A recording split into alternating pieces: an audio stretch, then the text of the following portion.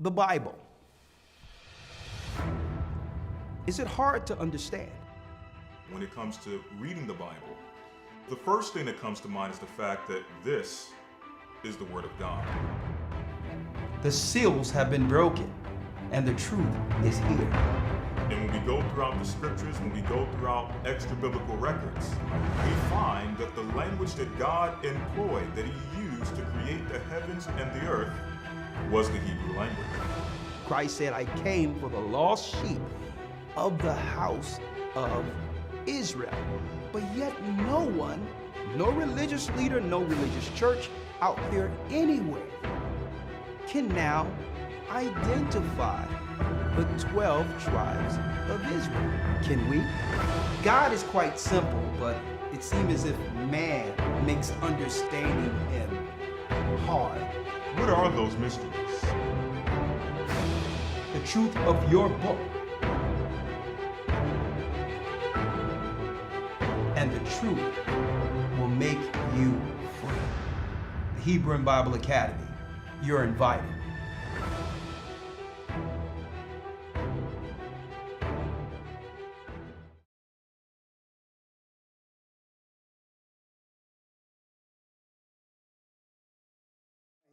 Live, as y'all can see, live here at Tabernacles. Oh yeah, look at all the saints, God's people, the Most High's people, live throughout the earth. There they go, the chosen people of the Almighty, here at Feast of Tabernacles, wrapped all the way around there. See that? All the way around, even past that area there. The children of Israel, right? The children of the Almighty, live. We'll be on tonight. All praises be to the Almighty. We're going to deal with some topics, the invisible chains of the children of Israel coming down, coming off, discussing what's going on with the cultural chains that have been placed on us by the synagogue of Satan, using the likes of T.D. Jakes, P. Diddy, and others. As the culture crumbles, so do Babylon. See you all tonight. Shalom. And they are the saints.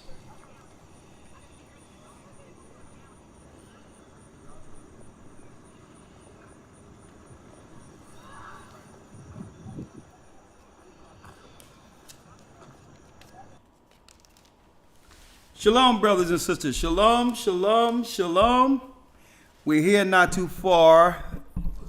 We just left the campground and thought we would come here and give our brothers and sisters out there, a quick broadcast and get back to the campground. Shalom to my brothers and sisters throughout the four corners of the earth. Of course, we're the Gathering of Christ Church.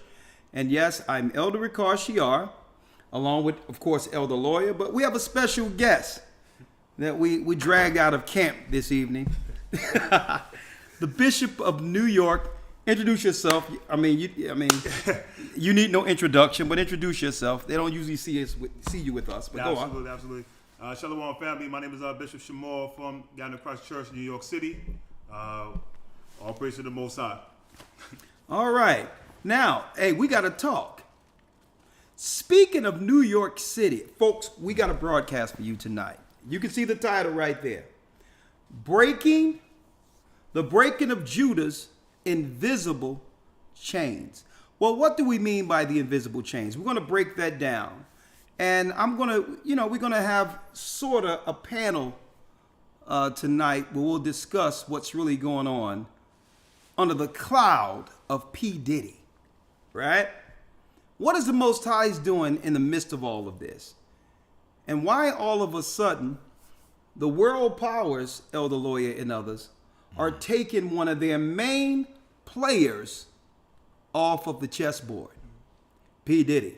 We're going to talk about that because not too long ago, I mean, almost a year to date.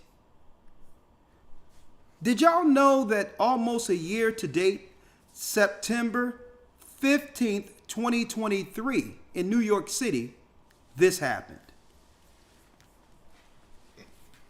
This happened. Check this out.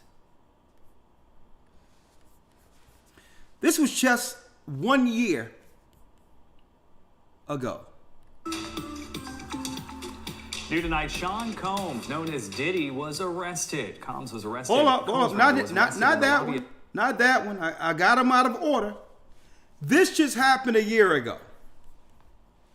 Listen to this. Look, our weather here can be inconvenient, certainly, right? Our weather here can also be dangerous.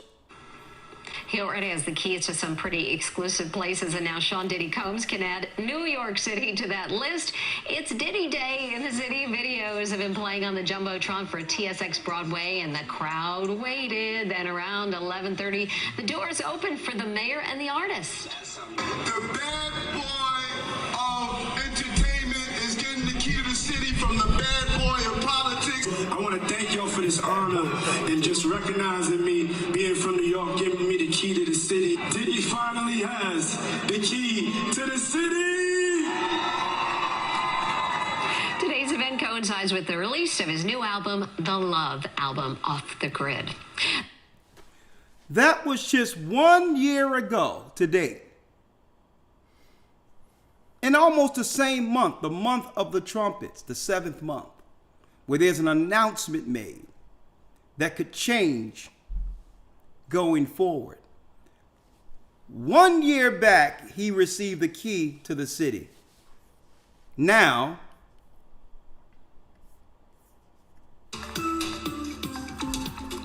New tonight, Sean Combs, known as Diddy, was arrested. Combs was arrested in the lobby of a hotel in New York City.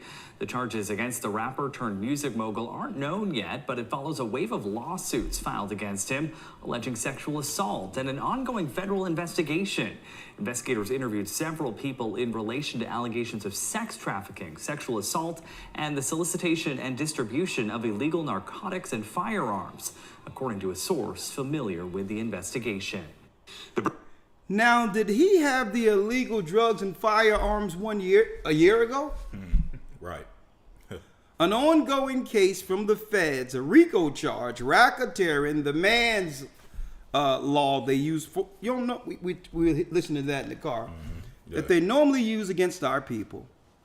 And they're pulling out crimes dated back to the beginning of his actual career.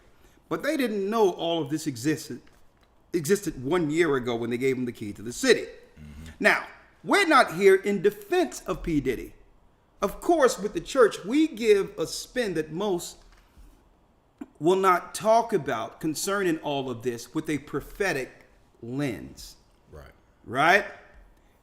Breaking news, Sean Diddy Combs will not be getting out of jail anytime soon. He's been locked up since his arrest on multiple charges, including sex trafficking. Eyewitness News reporter Rob Hayes is here to tell us why he's going to stay locked up for now. Yeah, Sean Diddy Combs is headed back to the Metropolitan Detention Center. His attorney says he won't be in general population, but instead in the special housing unit. That's where El Chapo spent some time. A second judge today refusing to grant Combs bail for concerns about possible witness tampering.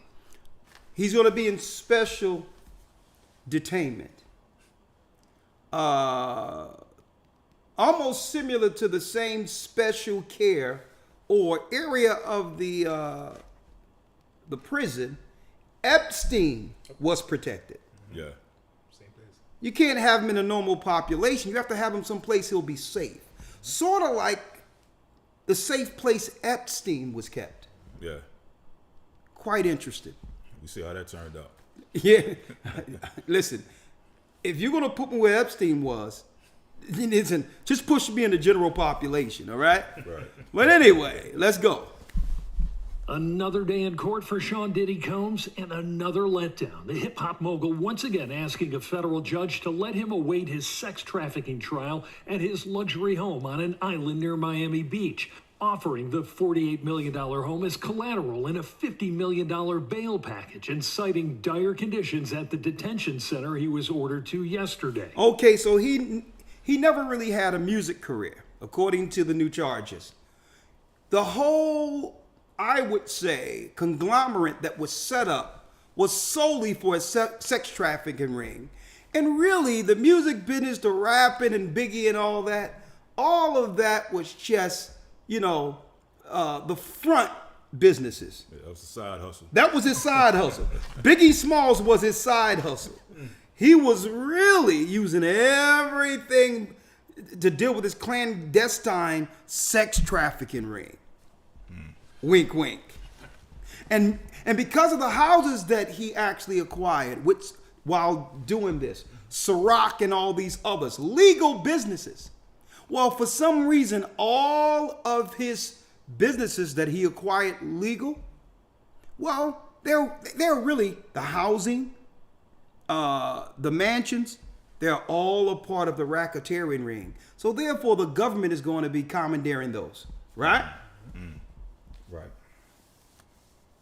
Because it was really about the sex trafficking ring and not the music business. The legal business he was doing was really, like lawyer said, his side hustle.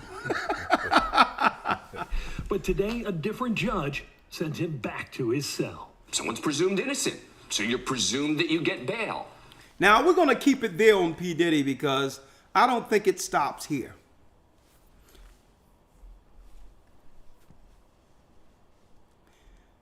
Why do I have a picture of P. Diddy and T.D. Jakes? Why is this titled The Breaking of Judas' Invisible Chains? Well, brothers and sisters, I titled that, and that title came to me this morning before I asked AC to put up this particular topic tonight, because what we're looking at are the faces of the invisible chain, controlled by the synagogue of Satan. What do I mean by invisible chains? One would have certain prestigious people or rich people of higher claim from our community with status that through their work, it would keep our people, like I said last week, entrenched to the bottom. So there's invisible chains. There's invisible chains that comes with the religion we commonly follow. That's really controlled by Jesuits, Zionists, and others. And then there's the other cultural aspect that comes with the music business. Music, whether it be music or athletes. Mm-hmm. These are the places we can actually acquire generational wealth. Mm-hmm. Right. Our escape out of the impoverished state. So of course the enemy would control both of these areas using taskmasters. The cultural P. Diddy, who did so much in the music business, and he put a lot of people on too. But really, it was really to keep us culturally demonized by the rest of the world. Then you would have, what do I mean by demonized? Well, don't forget, the whole aspect of city girls, debauchery amongst our young women, came from Sean Combs. The whole city girl, he had a group called City Girls that would destroy our daughters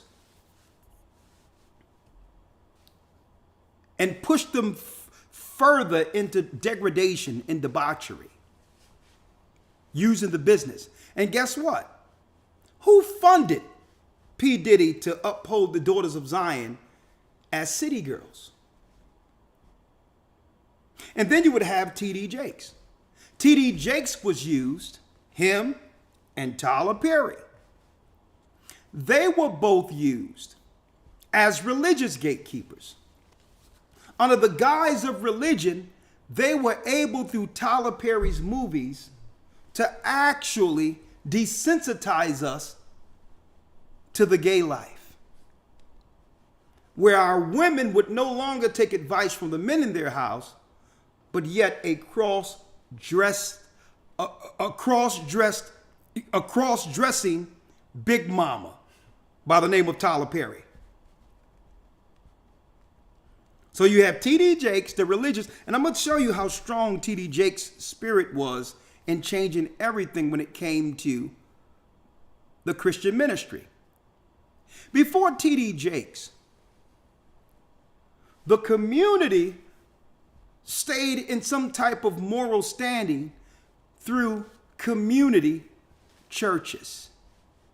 The mega church took all the uppity people and those that were what? Financially on the uptick out of the community, and they joined a social club now called mega churches. See? So he was used as a Pied Piper to destroy the community churches by replacing the churches with mega churches. And now, I believe they're both on the chopping block.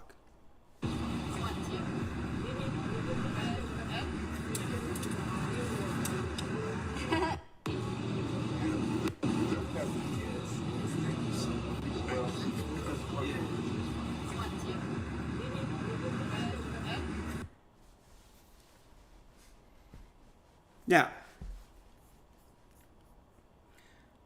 that's enough of my monologue. I would like to talk to you, Elder and Bishop. Let's talk. Yes, sir. Let's talk real quick, right? And we're just open real quick. When it comes to what's going on, let's first start with this. The media usually puts something out there for us to look or listen to distract us from something else going on. So before we go into P. Diddy and the scriptures concerning how these chains are being broken off of us, and because of that, and because of the chains getting broken off of us, what comes next? Elder Lawyer and Deacon, Bishop Shamal, what exactly they're distracting us from? Let's start there. What should we be paying attention to instead of P. Diddy? Well, there's so much things going on right now in the world. Yep. Political. Hold on, wait. Yes, sir. Sorry. There's so much things going on in the world right now. Political. As far as the migrants coming in, right now, there's so much dynamics taking place, and people are getting kicked out of their houses right now as we speak in New York and in other places, and that's not really being brought out in the media in that type of sense. But we see that as well too. We see the political aspect of it, of changing of laws and rules and regulations in America, and we also see that as well too. So right now they talking about P. Diddy and are ignoring the high eviction rate and the fact that the majority of our people are going to need to leave New York for the sake of self-preservation because they can no longer afford housing. And no one's talking about that. Elder Lawyer. Yes, sir. Just to read a scripture off the back of what Bishop Shamal was stating. Okay, what you got? Proverbs 14 and 15. Proverbs 14, verse, let me get it so that all can see it. Hold on. Proverbs 14, verse 15, you said? Yes, sir. Okay, let me put it up there for the brothers and sisters out there. Proverbs 14, verse 15. Right.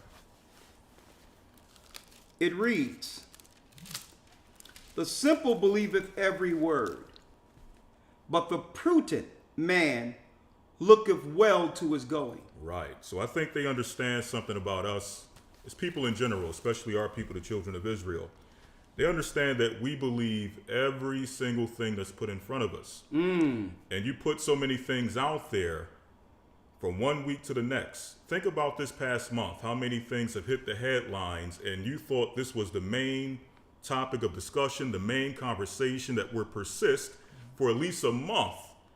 And before you know it, a few days go by, a week goes by, and now they put something else in front of you, and you're focused on a totally different conversation.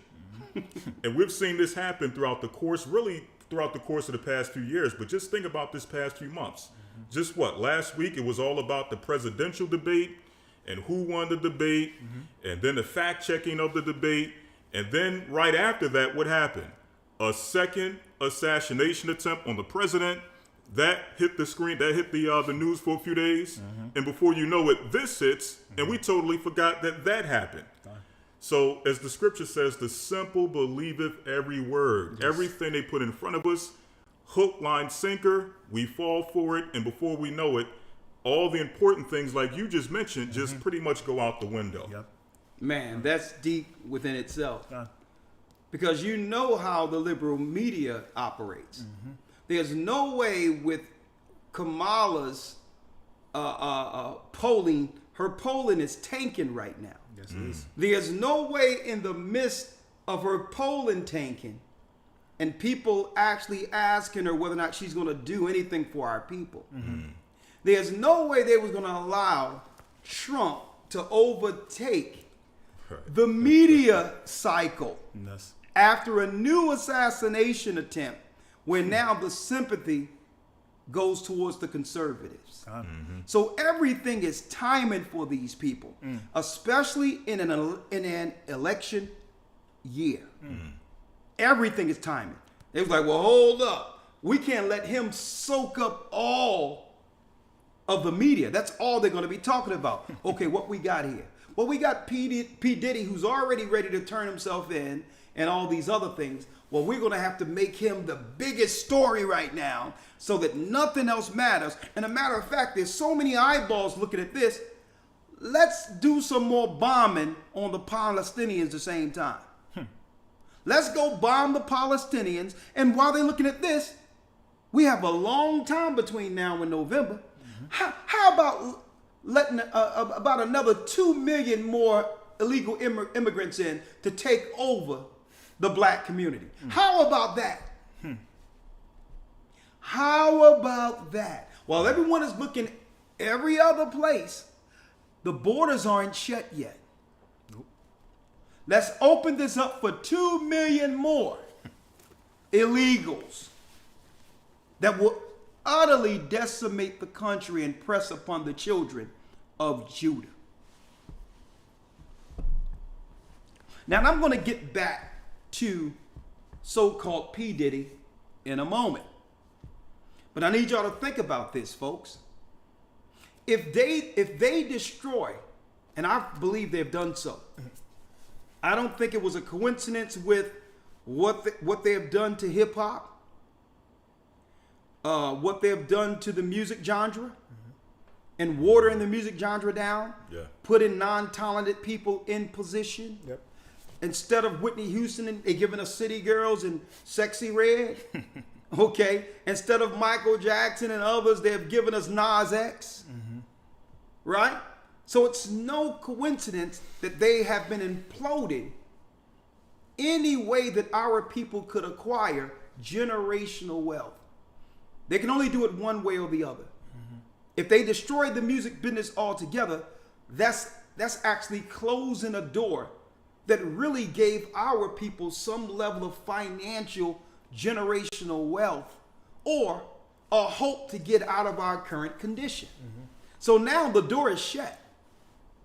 There's no music business anymore. There is no way of really making any generational type of wealth in the music business.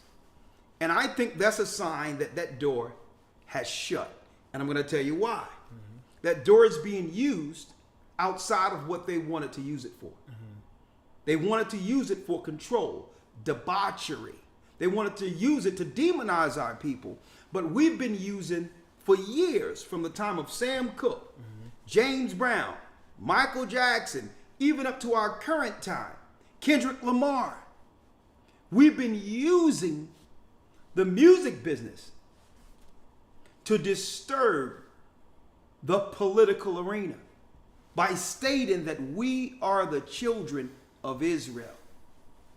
So there's no longer is the music business needed, because why?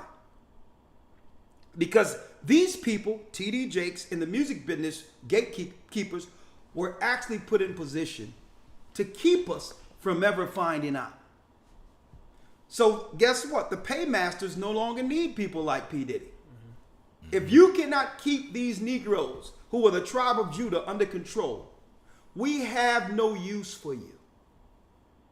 If the black people are now leaving the churches but still are following Christ, well, TD Jakes, we have no more need for you.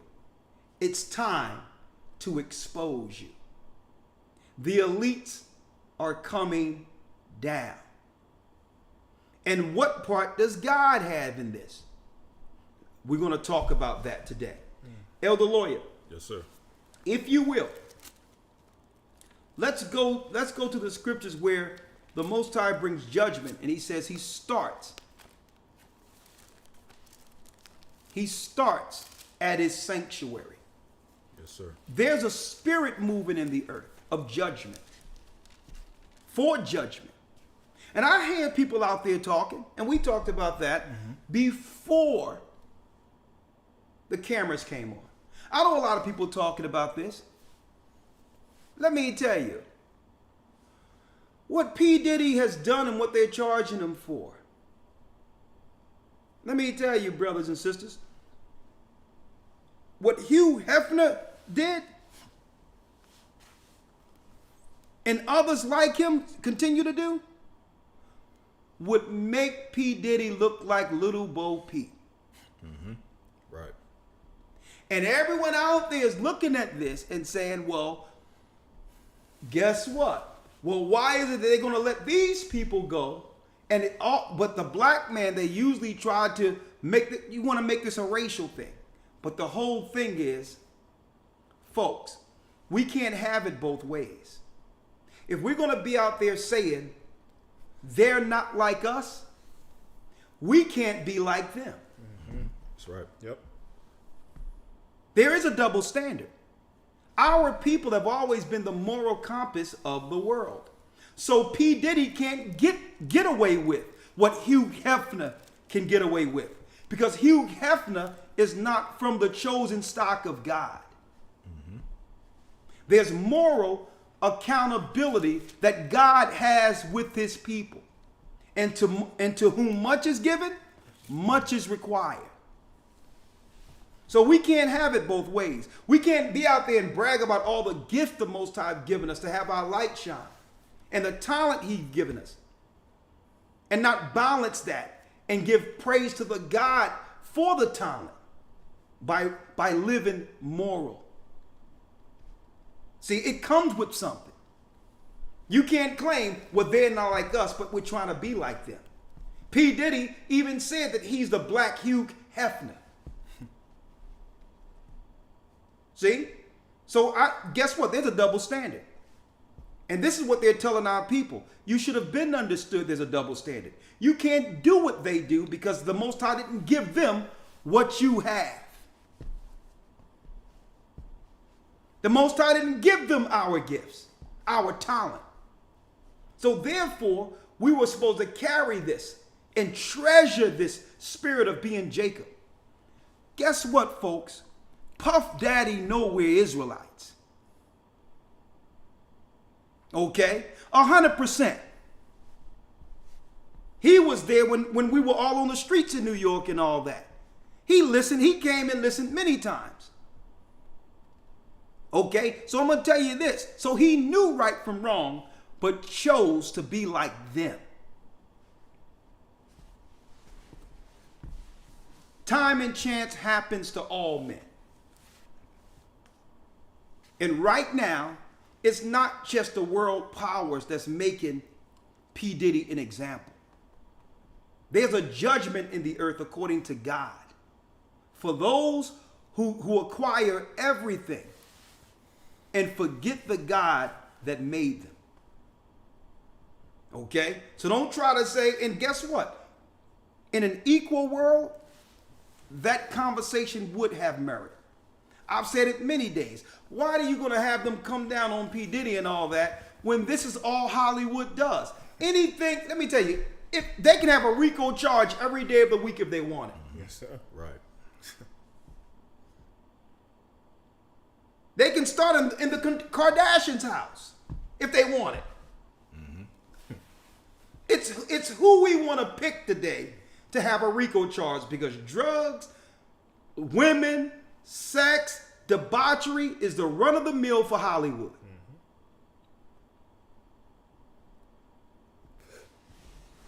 Elder Lawyer, let's go to the book of Ezekiel. Yes, sir. And I'm going to tell you, if the brother make it through this, him being separated by himself in solitude may be the best thing for him. If he make it through this, and I don't know based on all the information he's acquired, whether or not they're going to allow him to walk out alive. He know too much. But if the Most High does give him the grace to actually step out of there, him being alone, which is him and the Most High, reflected on all the opportunity he had, might be the best thing for him.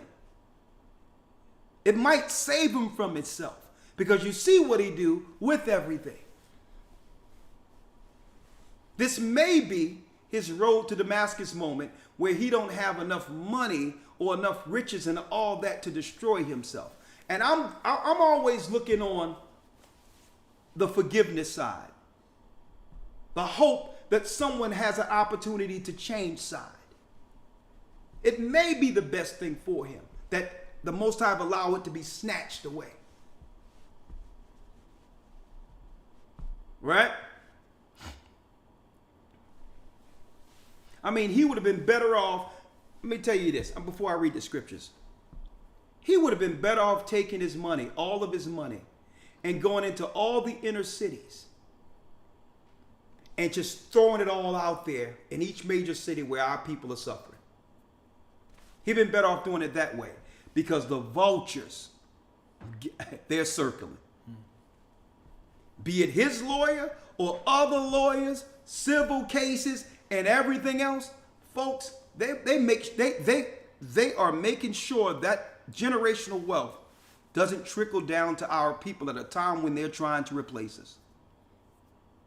If he really wanted to show, instead of turning himself in, if he really wanted to show something, knowing that they're going to take everything from him and they may not allow him to walk out of that jail alive anyway, he'd have been better off taking all of his money and going into all the neighborhoods and say,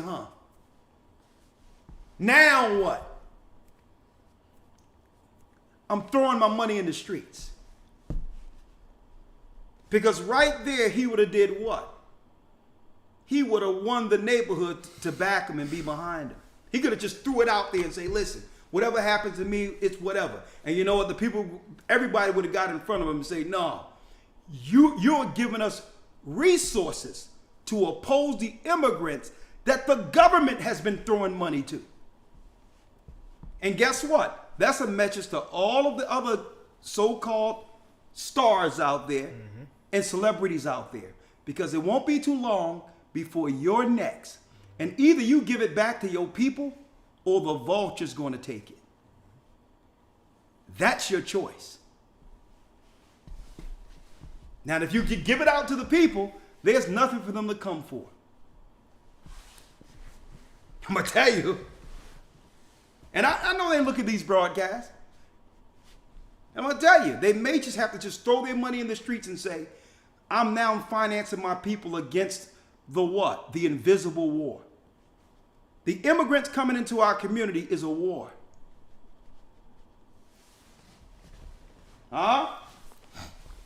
It'd have been better throwing it off in the streets. But let's break down what's going on spiritually here.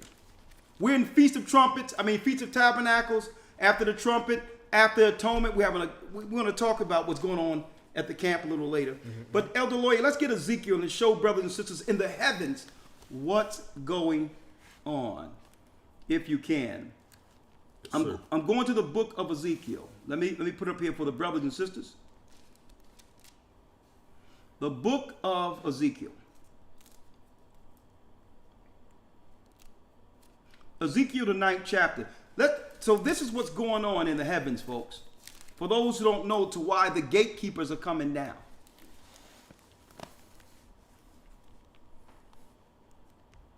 Ezekiel 9, verse 4. Yes, sir. Ezekiel 9 and 4. Let's read it, Elder Lloyd. And the Lord said unto him, Go through the midst of the city, through the midst of Jerusalem, and set a mark upon the foreheads of the men that sigh and that cry, for all the abominations that be done in the midst thereof. So the Most High is telling the angels, go set a mark on the people who understand, who are crying concerning the oppression on God's people in the earth. The Most High see the satanic governments, folks, undermining us, pricing us out of being able to live, giving the so-called illegals, who are nothing but mercenaries, finances and housing to press upon and destroy the children of Judah.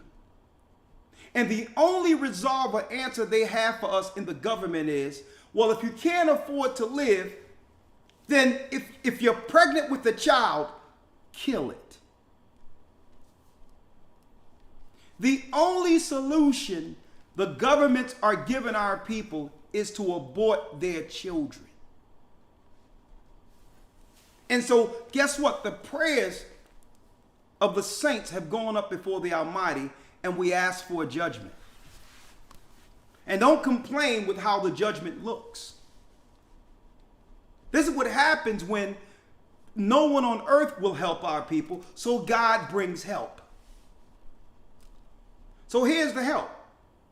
He says, you put a mark, which is a hedge over everyone who seek to serve me and want to do right in this earth.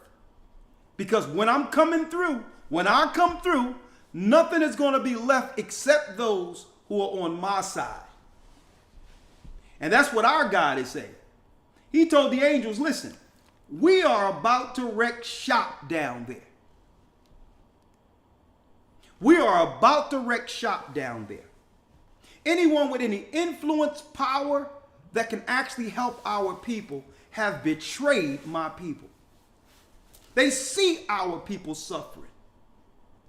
And when they get amongst the Gentile nations, they forget my people exist. You go set a mark on my people.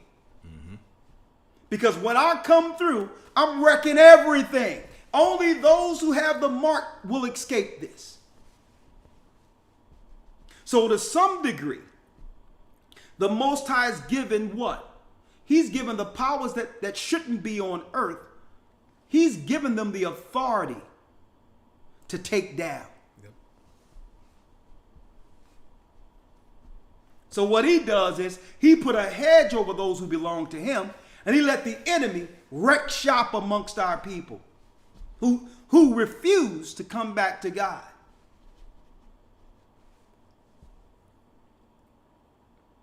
Who refuses? Let's read it, Elder Lloyd. Verse 5. And to the others he said in my hearing, Go ye after him through the city, and smite. Let not your eyes spare. Let not your eyes spare. Neither have ye pity. Neither have you pity. Slay utterly old and young. Whether you're old or young. Both maids and little children. Maids, young girls and little children. And women. And what? And women. And women. And you notice when the so-called pandemic was on the scene, they started with the elderly first, and a lot of people got wiped out and are no longer amongst us, because these are the people who didn't listen. A lot of them were actually listening to the government powers who now have the authority to take out those without the mark. So who would listen to them? They're the spiritual warfare in the earth against us. So why would you listen to them? Because you don't have the mark of God. You don't fear God. So guess what? You have given them the autonomy to take you out. This is how judgment looks. But what? But come not near any man upon whom is the mark. But those good people down there, the remnant of God, who still believe, protect them. Guide them. And these are the people with the mark who's going to be reporting on the judgment of God, like you see before you today. P. Diddy, folks, is he's the second domino to fall. What did I tell you all, folks? When they came after R. Kelly, what they have done in the earth was set a new precedent. Mm-hmm.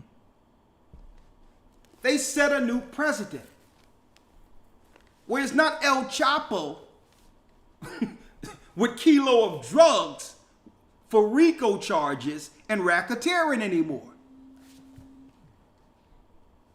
Having a disgruntled relationship and a person who felt you did them wrong, and now you come into some money, or you done somebody wrong and you've come into some money, at any time under a RICO charge, they can pull up the girlfriend you were with at the age of 23 and add her to a RICO charge to you because she's doing nothing in her life right now. Right. And I told you that. I said, y'all sit there and allow them to get away with this? A new president have been set. Because guess what? The Constitution is void. There's no statute of limitations. They can sit back and wait for you to acquire wealth. Even after you become, I'm not adding P. Diddy here. Mm-hmm. After you become a better person at an older age, that doesn't matter. Okay? We as a people, as the children of Israel, they don't give us the autonomy to change and go into the twilight and die unscathed. They don't give us that opportunity. Mm-hmm. They'll never give us that. But now they set a precedent to where it doesn't matter what happens with the tribe of Judah. Even if you turn a new leaf, they'll go back and find someone who had a problem with you 20 years ago and say that's a RICO charge. I told y'all they was going to do this.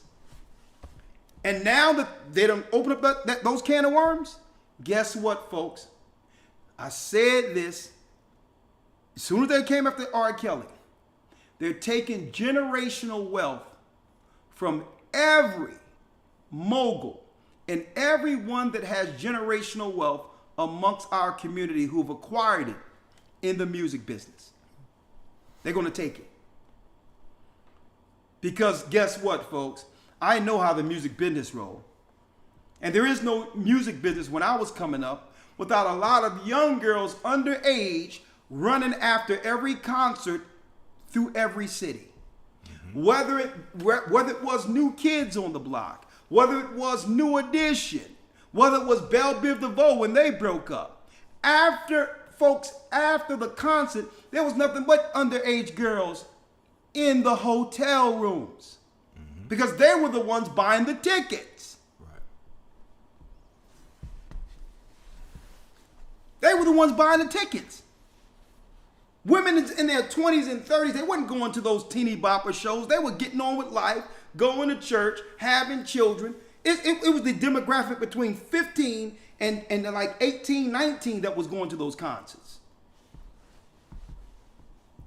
So you can think about it, whether it be Keith Sweat, whether it be Bobby Brown, whether it be New Edition, all of them, Johnny Gill, you name it.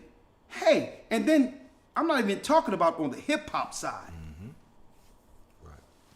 Dougie Fresh and Slick Rick. When that came out, I was a teenager and we were all going to the concerts downtown. And right after those concerts, guess what? The young girls would be at the hotels and everyone knew it. Everyone knew it. And guess who was keeping tabs the whole time? Amalek, the controllers. They were keeping tabs the whole time at all these concerts. So guess what? They're taking all the generational wealth.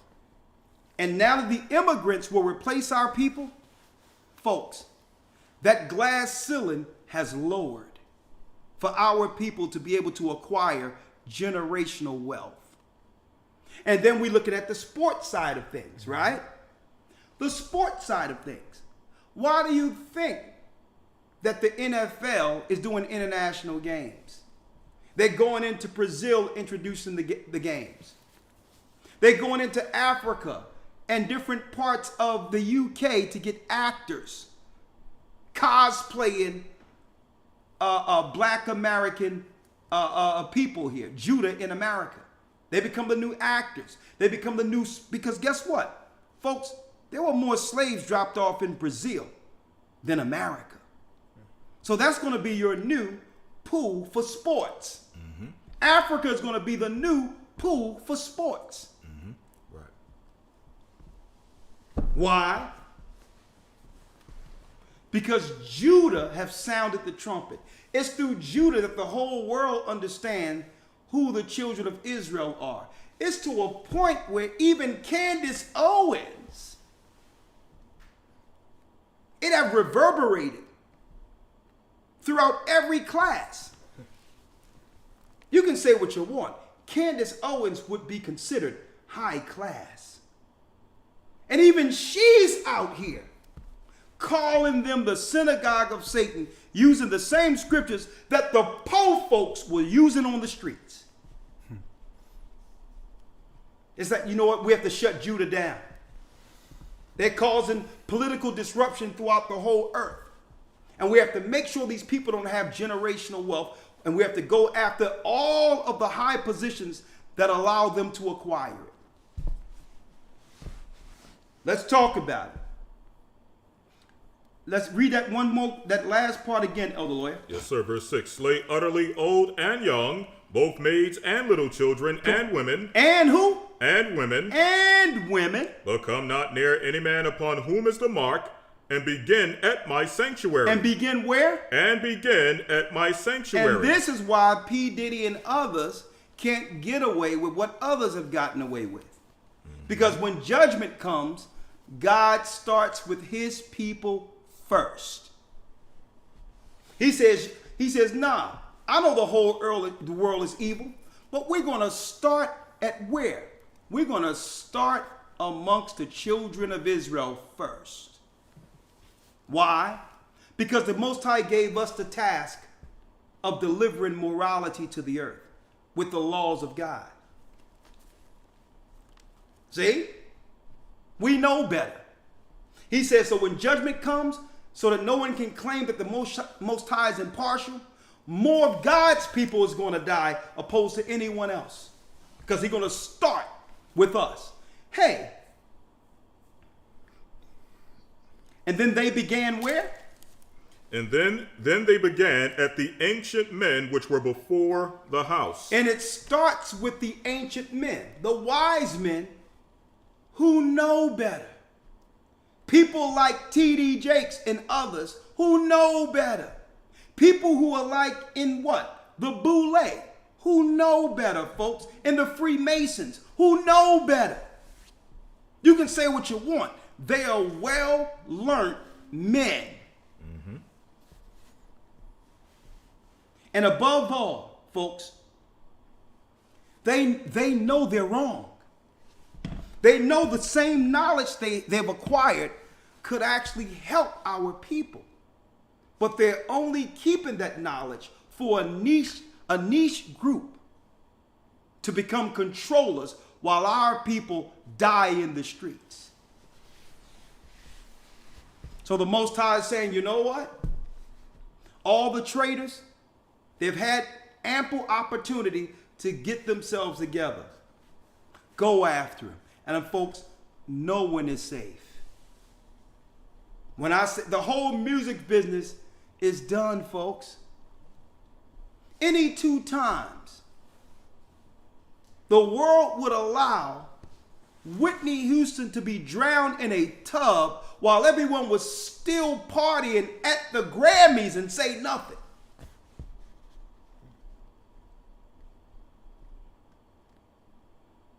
That there was a sign. Whitney Houston goes over to Israel, say she's an Israelite, her and Bobby Brown, get baptized in the River Jordan, only for about a year later to be found in a tub with bruises and stuff, while everyone's still partying.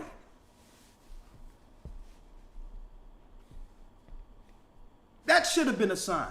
Folks, they're going to knock them all down. They're knocking them all down. And there will be no new generation of hip hop. Why? This is why they're flooding our areas with new people that have brought ancient religions to our shores. So that there will be no new culture that could grow beyond the culture that brought us what? Tupac. Can you imagine what Tupac would have become? With how he was thinking at the age of 21 and 22? I need y'all to think about that.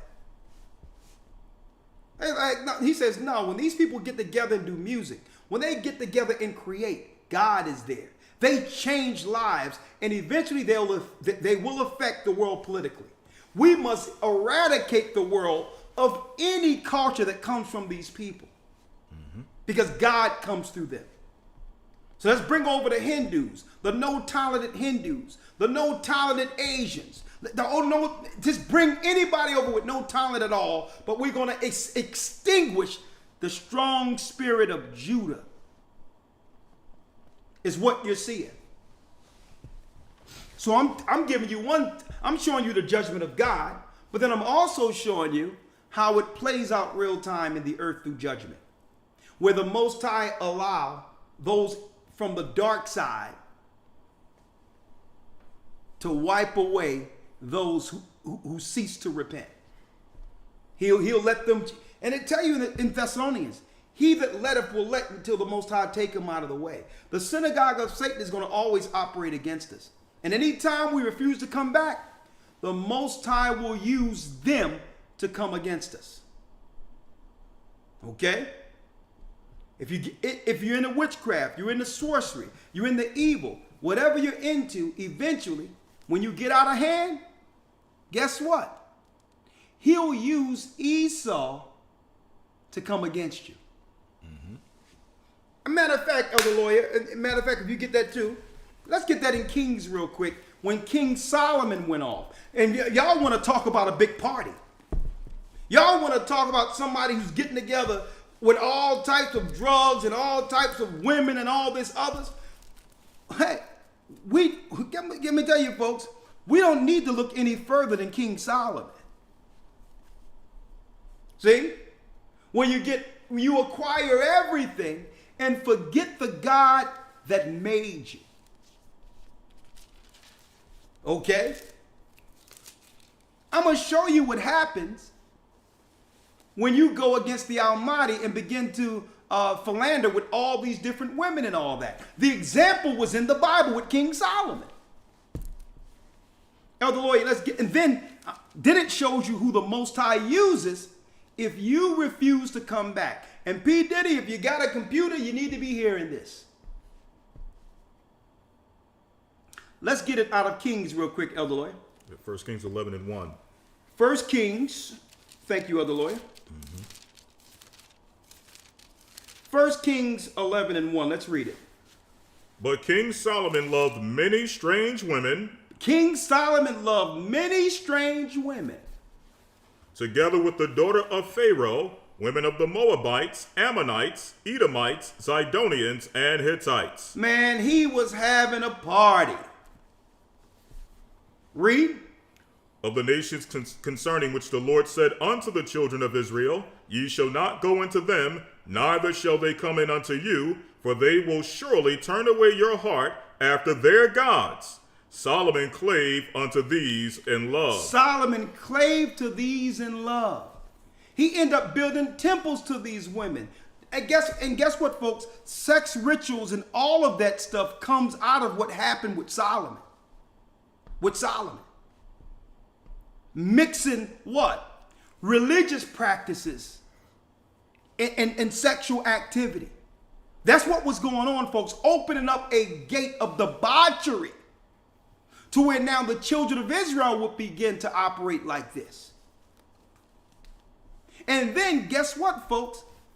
Eventually he was convinced to actually build a temple to the god Milcom, which is the god for child sacrifice. Need you to think about this, folks. I need y'all to think about this. Because if you're having this big party and all these others in debauchery, no one understands to a degree who these children are, and usually they were given to the priest or sacrificed because they didn't really belong to anyone. So this is why they legalized abortion in our community. Because when you give free love and free sex and all that without accountability, you bring forth children to be sacrificed to Moloch. Same thing. So unrighteous children were coming out of these unions. The Most High warned Solomon 2 times and he didn't listen. So let's go straight to what the Most High does once Solomon go off with all these women. 14, let's read it. And the Lord stirred up an adversary unto Solomon. So what did the Most High do? And the Lord stirred up an adversary unto Solomon. The Most High stirred up an adversary unto Solomon. Who? Hadad the Edomite. Hadad the who? The Edomite. The Edomite. He was of the king's seed in Edom. He was from the royal seed of the Edomites. So if you don't do right, knowing what's right, the Most High he'll stir up the synagogue of Satan and allow the vultures to come after you.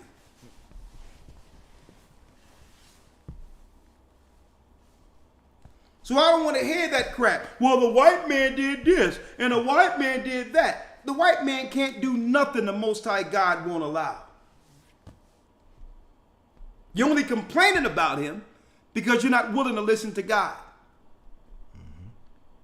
Because the Most High will only cut Esau against those and lead Esau against those who disobey him. See? So the same way the Most High stirred up the King Edomites against Solomon for going off with all these women, that is what happened to so-called P. Diddy. And he's not the only one. Let me tell you, say what you want. Sean Combs was hip-hop culture's royalty. Untouchable. He was in the billion sphere. Houses all over the place. Any place he go in the world, they would roll out the red carpet like he's king. Guess what? Just like Solomon, to some degree, he's not on that level, but he believed he was untouchable. So what did the Most High do? The same way he did in the past. He said, you know what? I'm going to stir up the Edomites, the lawyers, the gatekeepers, the synagogue of Satan. I'm going to have them all come together and take away every cent this man ever made. And guess what, folks? And when it happens, even P. Diddy himself going to understand why it happened. And at the end of the day, he's going to know it was our God who took it from him. And see, and that's the piece no one wants to actually talk about. People are just talking on the surface. People are just talking on the surface, folks. What else you got, Lawyer? Yes, sir. You holding something in 2nd Esdras? Yes, sir. What you got in 2nd Esdras, sir? I know you holding one in Galatians, right? You got one in Galatians too? Yes, sir. All right. Oh, no. Go ahead, let y'all flow. Go ahead, flow. All right. You can get that first in 2nd Ezra 3:27. Yep. What is it? 2nd Ezra's what? Yeah, 3:27. 2nd Ezra 3 and 27. Okay, let me get it here so they can see it, okay? All right, I'm gonna just preface so you can break it down. Go ahead. Yes, sir. Because as you're bringing out, a lot of people are asking these questions as far as how can the other nations do it and get away with it and be celebrated for it, become heroes for it, but yet we do it, and now we're the worst scum of the earth. Okay, we're the worst thing since cockroaches, right? Well, let's see. Let's go to the book of 2nd Ezra 3:27. 2nd Ezra 3 and 27. And so thou gavest thy city over into the hands of thy enemies. And their deeds then any better that inhabit Babylon? It says, are their deeds any better than inhabit Babylon? Are they better than us? Are we more wicked than they? Are we more perverse than they? Are we more evil than they? Go ahead. Are their deeds then any better than inhabit Babylon, that they should therefore have the dominion over Zion? That they should have the dominion over Zion. How could a people more idolatrous, more perverse, more salacious than us have power over us? Yeah, what are they doing in Israel? How could the Most High give his holy land to an unrighteous people is what the prophets are asking. Read on. Verse 29. For when I came thither, I had seen the impieties without number. Then my soul saw many evildoers in this 30th year, so that my heart failed me. So Ezra's saying he saw all kinds of madness in Babylon. They talking about, can I say the word? That's floating around there, the freak offs. They talking about that. I mean, Ezra saw all kind of madness over there in Babylon. Man, freak offs came from Babylon. Who do you think? Who do you think it's coming into our neighborhoods, folks? Who's going to be tricking our young daughters into coming behind their stores? And the next thing you know, they're having little children with so-called good hair. The freak offs came from Babylon.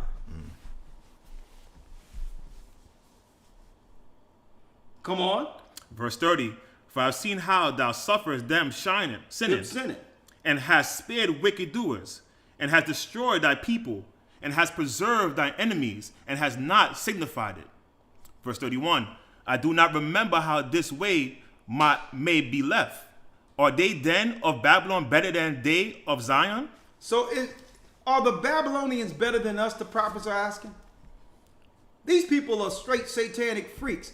Why do you think the LGBT community, they're all going into these so-called Asian religions, these Buddhist religions, these Eastern religions?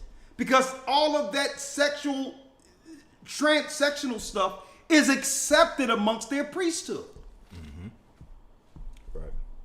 I need y'all to check this out. Everyone is leaving the Bible and going into some Asian Babylonian type of religion, not realizing they know that these are the religions that began the freak offs. Read on. Verse 32. Or is there any other people that know of thee besides Israel? Or what generation have so believed thy covenant as Jacob? So we haven't been perfect, but we're better than these people. That's what Ezra is saying. But now if you look at how P. Diddy and others is operating today, you would think, guess what? There's no difference now. A matter of fact, a lot of us have exceeded their wickedness.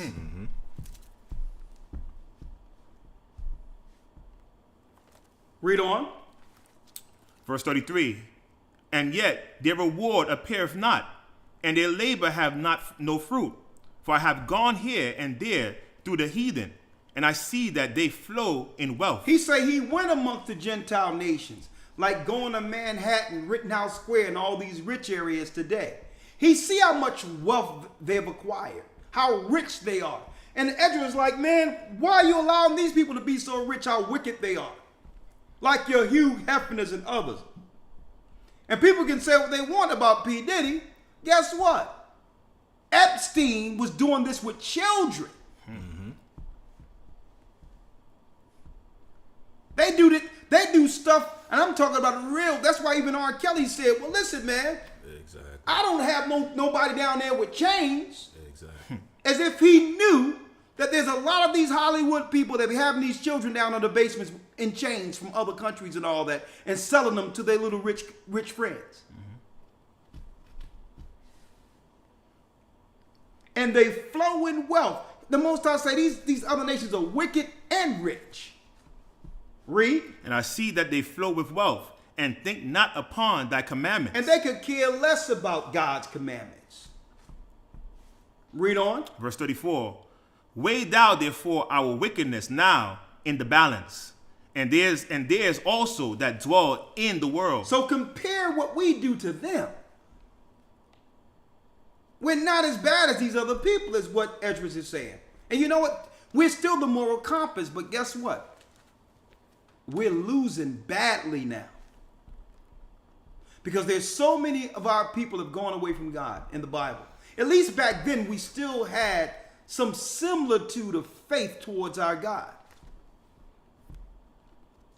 Read. And so shall thy name nowhere be found but in Israel. If it wasn't for the Israelites, no one would know the true name of God. Read. Verse 35. Or when was it that they which dwell upon the earth have not sinned in thy sight? Or what people have so kept thy commandments? Thou shalt find that Israel by name have kept thy precepts, but not the heathen. And I'm glad you went into that, because that also falls into why the Most High judges us so. Because the Most High never gave them the commandments. See? He never. So now we're required to do right when blessed. We're required to bless others, not get in a position with finances to hurt our people and make us in worst case. Now that you got the money to do so and the riches to do so. That same money this brother was using for freak offs and everything else, you know how many children could have been fed? You know how many houses, you see them putting up whole housing communities for the immigrants. You know how many housing places that could have been put up in New York where P. Diddy came out of?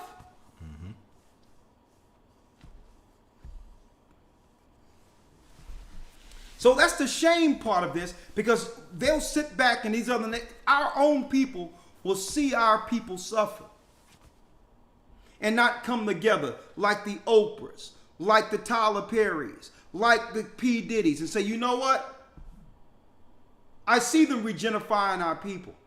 We need to get a shell company that no one knows is us and put our money through that for construction, and if they build something for immigrants, we're going to build 10 of them for our people, because these are the people who have supported us. And all of their support have led to our glory, have led to our recognition. From the grassroots, my own people have supported me. So now, they never gave back. And the Most High is saying, you know what? I'm taking it. I'm taking it.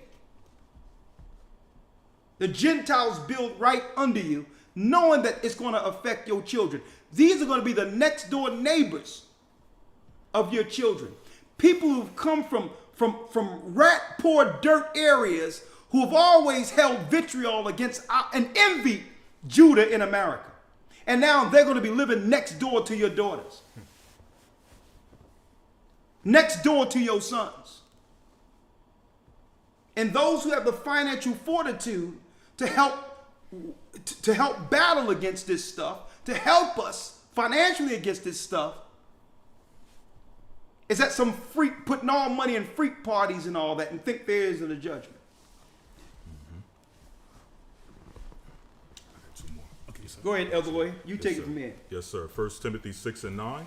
1 Timothy 6, verse 9. It's off the back what you were just saying about how the money is spent in debauchery. Yes, sir. 1 Timothy chapter 6, verse 9. 1 Timothy. All right, you can break it down. 6 verse 9, read it. Yes, sir. 1 Timothy 6 and 9. But they that will be rich fall into temptation and a snare, And into many foolish and hurtful lusts. And into many foolish and hurtful lusts. Read on. Which drown men in destruction and perdition. Which drown men in destruction and perdition. And what happens? Read. For the love of money is the root of all evil. For the love of money is the root of all evil. So once the paymasters knew that they could control him through his lust, his insatiable appetite for power, they said, you know what? We got him. We're gonna let him out. He's gonna let him go as long as we want, as long as he doesn't cross us. He can have all the parties he wants. He can do whatever he wants. As a matter of fact, we'll use his parties. But it's no sooner as he crosses, it's over. For the love of money is the root of all evil. Read. Which while some coveted after, they have erred from the faith. They have erred from the faith. And pierced themselves through with many sorrows. And pierced themselves through with many sorrows. Because one thing you can't say about any of these brothers that are now under judgment. No one can claim that they don't believe in Christ or weren't raised to know Christ. See? So now what the Most High is doing, he's destroying all of these invisible chains that were on us. Somehow, the music culture had a control mechanism on our people. I'm going to tell you, it had a hold on us for years. Because why? The culture is dictated through our culture, the music. We could dream to one day be on a big stage and have everyone enjoy the gifts of our art given by the Almighty. It gave us hope when we seen someone with a unique voice or a unique talent amongst us. And we would say to one another, man, one day you're going to make it. And knowing that, there was a level of hope. But the enemy seen it as something else. They seen it as a control mechanism because we love music so much. We love our culture so much. They could use it as an invisible prison and a form of control. And this is what I'm going to tell you, this is how they did it. They say these people love God, so we must now put gatekeepers over them through what? Through their pastors, through the church. They don't know they're Israel, but guess what? They spirit know it. These people cleave to Christ as if he's family. So we need to control that invisible chain. The music was our what? Always was our political inroad to fight against injustice. Sam Cooke, a change is going to come. It united everybody during that time, during the civil rights movement. For that change. James Brown, Muhammad Ali, all of them were together through that culture. All the way up until when Tupac was rapping and talking about, listen, look at all these homeless people and how much money we have, and yet you're going to let our people suffer all up in the city suffering. Something ain't right. The music was actually speaking to the grassroots. And God was using our culture to change the world, and they knew it. So the synagogue of Satan put gatekeepers over all of these areas. But guess what? These gatekeepers are no longer needed. Mm-hmm. And that's really, you know, the end of it in a nutshell. I need y'all to think about this, folks. They're no longer needed. Now that we know we're the children of Israel, what can T.D. Jakes show and teach us?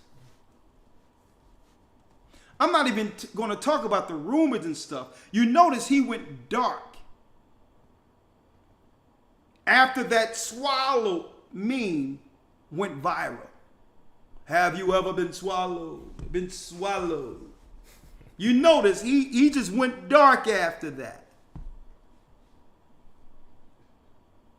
You notice that. So now, that was a chain broken off of our people. Because these guys are able to cast serious spells on others and have us believe they are anointed through the Spirit of Christ and the blood of Christ. So Christ have broken that chain off of us. And it's not that we're going to stop believing because of the likes of T.D. Jakes. Now it is upon us to stand on our own 2 feet, to find the God in Christ T.D. Jakes claimed to believe in. It freed us to learn beyond their controllers. Now their controllers are no longer needed, and the enemies are looking at this and saying, well, okay, how do we get back the money we've given them to control those people?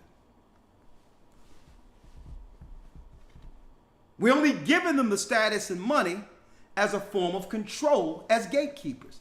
Now that the Israelites know, what use we have of them anymore? Bring over the Hindus. Okay? Bring over the Hindus. Bring over the Arabs. Bring over the Muslims. Okay? Maybe the Muslims can do a better job in keeping these Judites in check. Bring over the drug cartels from Venezuela. Maybe the drug cartels can do a better job in keeping Judah in check. Because guess what? The pastors and the gatekeepers in the music business have dropped the ball. And I'm going to tell you, when it was over for P. Diddy, it was over for P. Diddy, brothers and sisters, when he opened up a revolt conversation in 2022 on his media platform to discuss reparations. 2022, he said, y'all gonna have to do something for us to discuss reparations. And then he came around because he know we're Israelites. You think he didn't know what Kanye West was going to say on Drink Champs? Huh? You think he didn't know? So Amalek, the synagogue of Satan, who control it all, because they're really the gatekeepers. Let me tell you, the synagogue, or what you would call the Sanhedrin, folks, a lot of y'all don't know. The Sanhedrin in Jerusalem, it was their position under the Romans to keep Israel, our people, under control. That's the actual position of the synagogues. They're the gatekeepers to keep us from what? Disrupting the status quo of world politics. The same way during the time of Christ, it was Herod. Herod, the Greek. Herod, the converted Jew over Jerusalem, who had to report when the child was born. And guess what? There was a decree. If that child of Judah is born under your watch, Herod, you must kill the child. And that's the anointed Christ. They're the gatekeepers to control our movements throughout the earth. That's their position politically in the earth. So if the gatekeepers like these guys can't do it, then Amalek will go get some Hindus. See? They'll go get some Asians. They'll go get some Ukrainians, whoever. Because it's their position politically to keep up that invisible wall that keeps Israel from rising politically in the earth. That's just the way it is. So these guys' time has come. And based on where we are in prophecy right now, there'll never be going forward.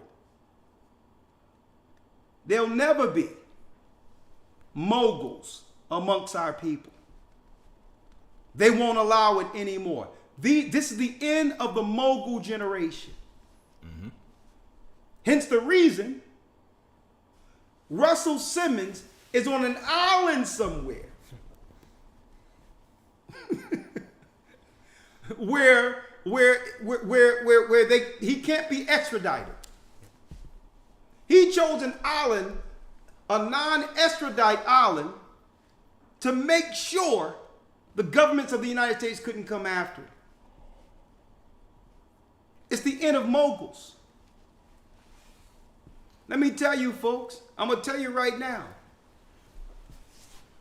The world powers, the whole construct, is really the mob. It's really the mob, folks, when you look at it. And I need y'all to think about this. In that movie, The Godfather, when they were seeking to have their children become politicians, they came over as street gangsters, drug peddlers, but really the real goal was to control the politics of the earth. That's where the real gangsters are. In Congress, in Senate, those are the real gangsters. Right. See? So I'm going to tell you right now, folks, how they did this. Even when it came to Dr. Dre. When Dr. Dre had Beat by Dre's, and they say, man, he just sold Beat by Dre's to Apple for $3 billion. He got it going on.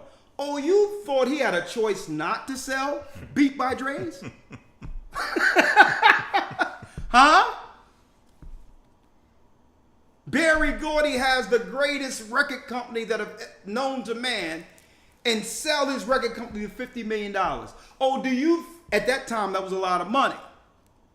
Do you think Barry Gordy had a choice not to sell Motown? Y'all don't understand what this is. There's an agreement that you can only go but so far. And when it comes to these companies, they must go back to the people who gave it to you. And that's the only way they'll allow you to get out to some degree unscathed or without an humiliation ritual. And what's going on right now? For those who don't want to play ball like the Dre's and Barry Gordy, they go out under the humiliation ritual. Because there's no reason that they should be putting out there that P. Diddy had 1,000 bottles of olive oil somewhere. As if they're not trying to humiliate it. No, they say baby oil. Baby oil, yeah, not olive oil. I mean baby oil. I'm thinking about anointing. He need 1,000 bottles of olive oil, I tell you that. Right. They said 1,000 bottles of olive oil and lube. If that's not a humiliation ritual, where someone says that, listen, and by the way, they put in an affidavit, 1,000 bottles of lube and olive oil. I'm like, what is this in the drawer for? It's a humiliation ritual. So not only will they break you, they'll have you going out in shame. Now, guess what? And P. Diddy would tell you, they came to him and say, well, listen, this thing with Kanye West and all that, you can't do that no more. Right? You can't do this no more. So when he had Kanye on Drink Champs, that was it for him. And then, check it out. When Candace Owens started talking about Kanye West, she got canceled. What do they both... Guess what? Claiming you're Israel, folks, is the combination that opens the lock. This is why they don't want you speaking about it. Because you can no longer be controlled by their controllers once you know it. That's the combination that breaks the law. Right? Go ahead, Elder Lawyer, what you have? Yes, sir. I got one more. I know Bishop Shamal got a few as well. Okay. But you just broke down, it's the spirit that you just went into humiliation ritual. Because the Bible breaks down the process of how they do the humiliation ritual. Habakkuk 2:15. The scriptures tell us two things about Satan. And for the life of me, I can't understand how we fall for it every single time. We have seen this story before. We know this cautionary tale. We have heard it. We've seen it a million times. Yet in 2024, we got our entertainers, we got our artists, we got everyday brothers and sisters falling for the same exact trick. The Bible says that the serpent is more subtle than any beast of the field, and it also tells us that there's nothing new under the sun. So let's see what the Bible tells us about how the serpent operates, specifically in regards to what Elder was mentioning about the humiliation ritual. Okay, let me grab that out of the Eastward real quick. All right, what's the chapter and verse? Habakkuk 2:15. Okay, let's see here.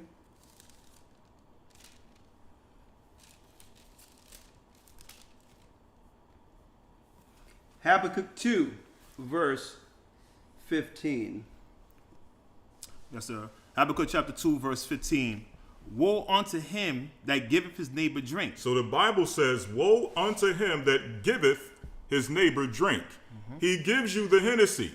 He gives you the Ciroc. Hands it to you. Right? Now check this out. Go ahead. That puttest thy bottle to him. And you put the bottle to him. He's almost refusing the Hennessy. He don't want the Ciroc. Now what's in the drink? The drink, what's in the drink is be a homosexual. Do drugs, get high, fulfill your sexual fantasies, do as thou wilt. All of that is in the bottle.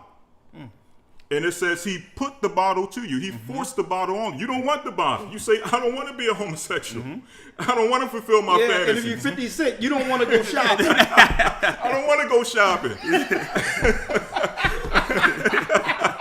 I don't want to sniff coke. I don't want to get high. He asked 50 Cent, you want to go shopping. Hey, man, what you say, man? What you say to me, boy? Right. But anyway. Right. Check this out. I don't want to do the freak offs. I don't want to do that.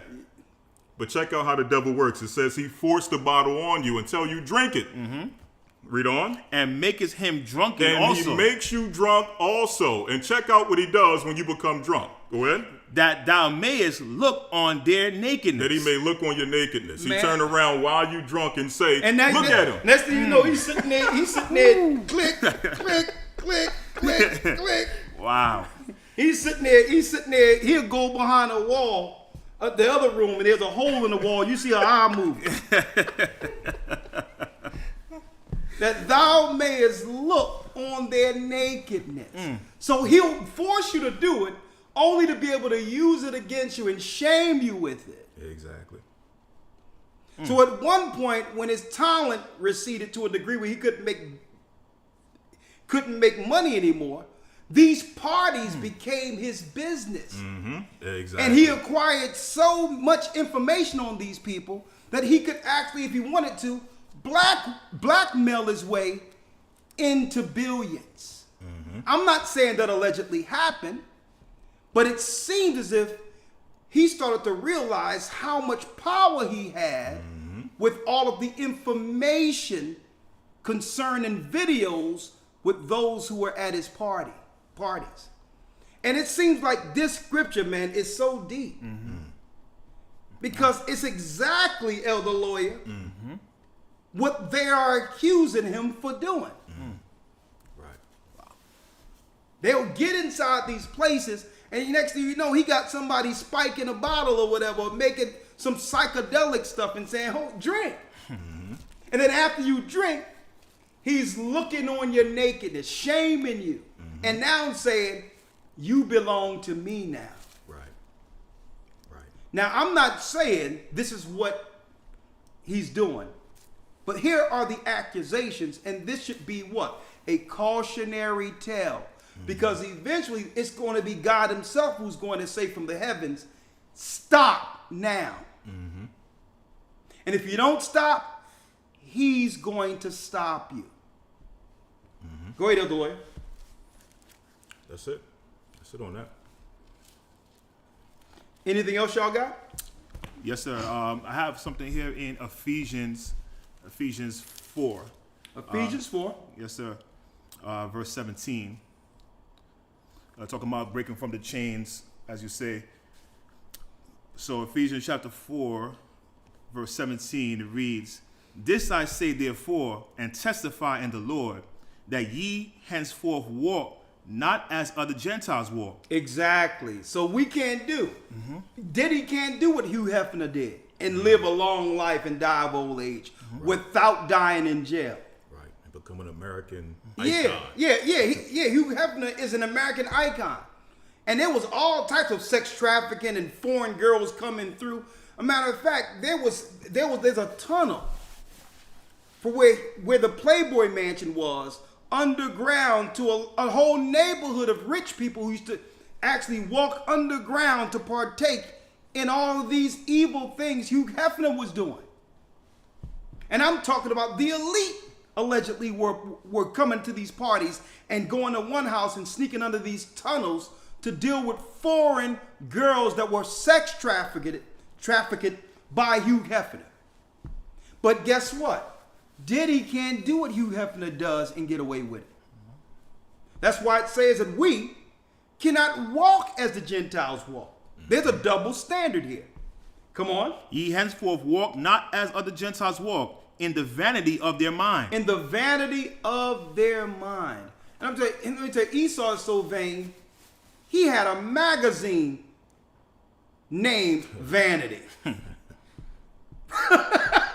He's so vain, he came up with, man, Vanity. In the vanity of their mind, come on. "Having the understanding darkened, being alienated from the life of the Most High, through the ignorance that is in them, because of the blindness of their heart." Because of the blindness of their heart. Go ahead. Keep on going. Verse 19. "Who being past feeling, having given themselves over unto lasciviousness, to work all uncleanness." When it says lasciviousness, it's ardent sexual activity, debauchery. Read. "Who being past feeling, having given themselves over unto lasciviousness, to work all uncleanness with greediness." Verse 20. "But ye have not so learned Christ." But ye have not yet so learned Christ. And hopefully wherever that brother is right now and others who are dealing on the dark side, that they would have time to reflect, to understand it's time to come back. Even if you come back without nothing, flat broke. Because none of us can take any of this with us. And let me tell you, man, there's a lot going on, folks. There's a lot going on. Let me get this real quick.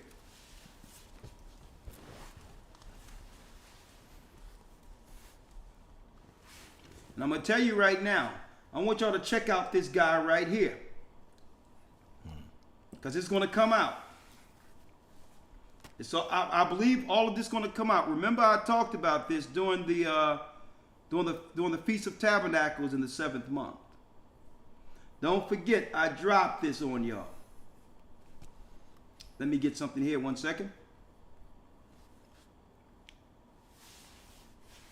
Right here.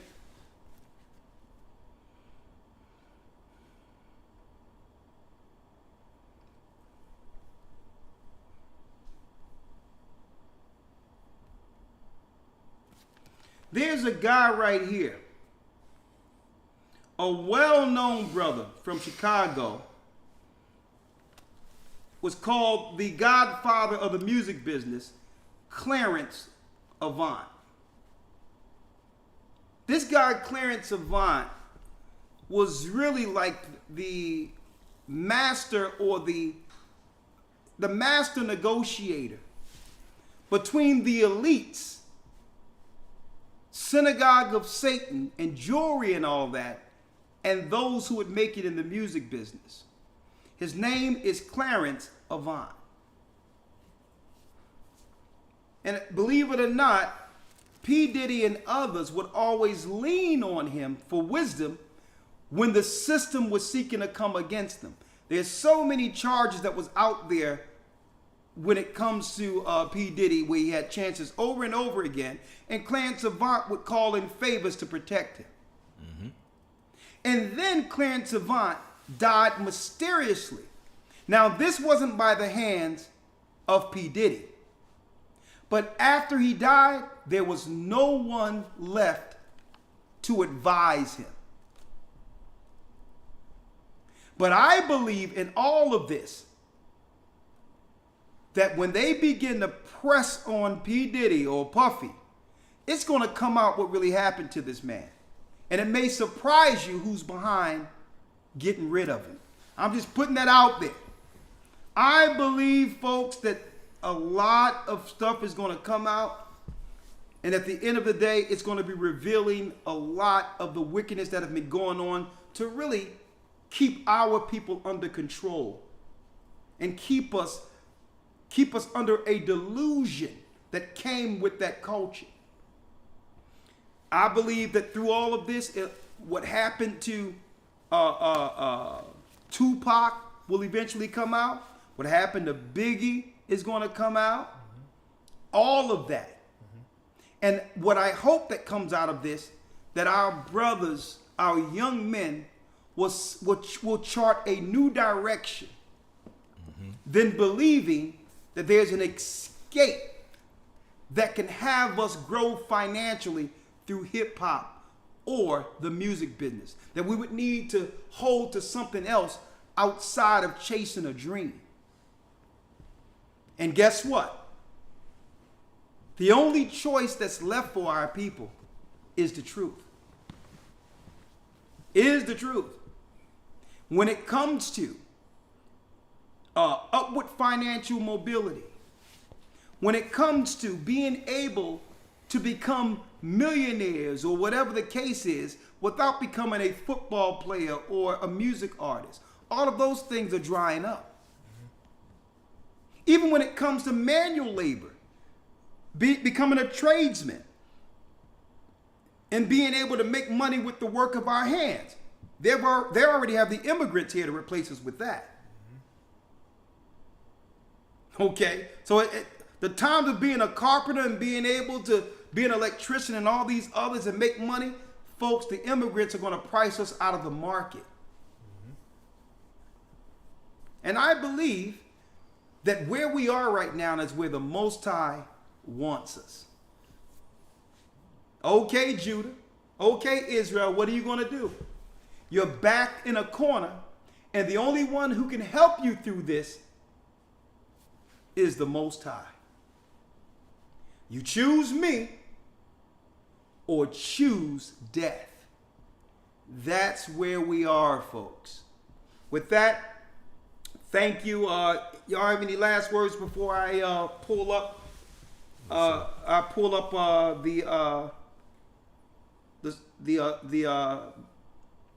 me open this up. Blog Talk. I'm gonna pull up Blog Talk real quick. What's that? Yeah, see what's going on with it. I'll pull up Blog Talk real quick. You gonna check it out?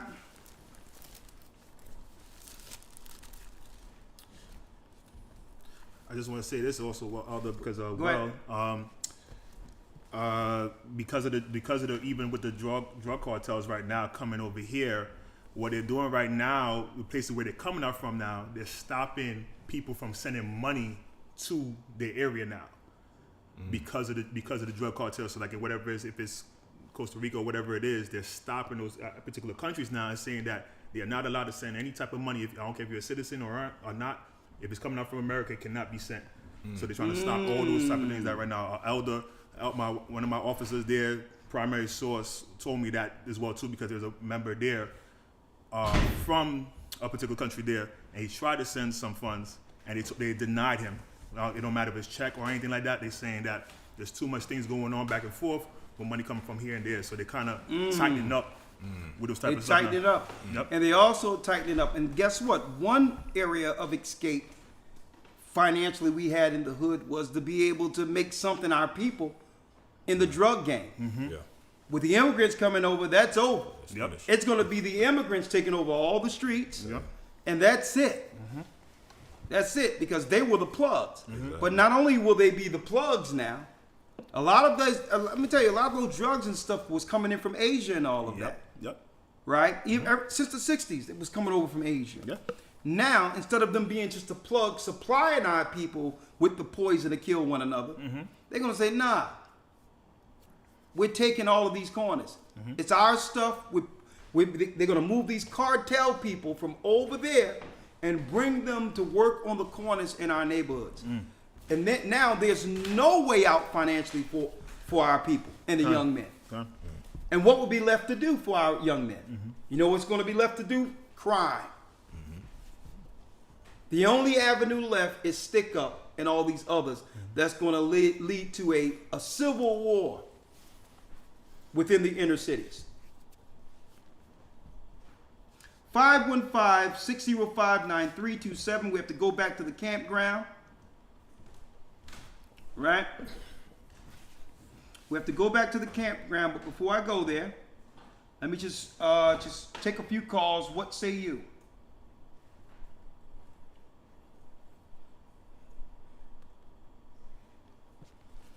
Let's see.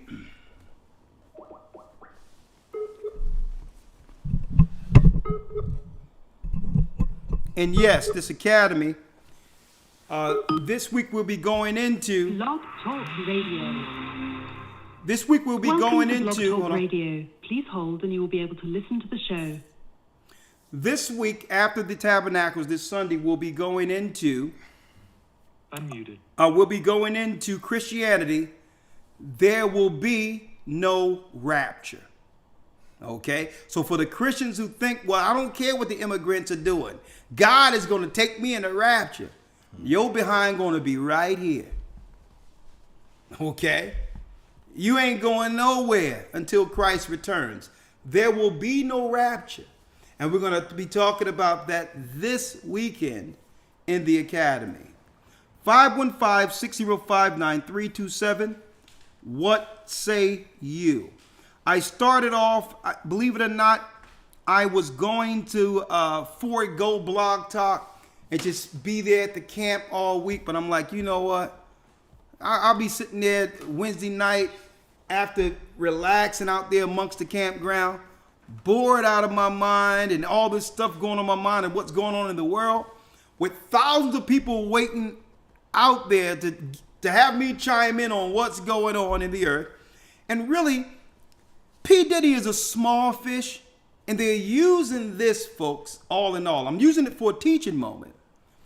But all in all, they're using this to take off other pertinent news, to take that news off of the media cycle.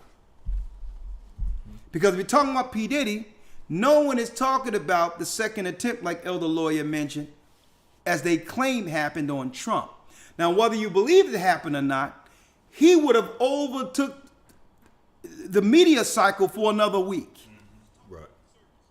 And folks, that's not going to work when they're trying to drag Kamala Harris over the finish line.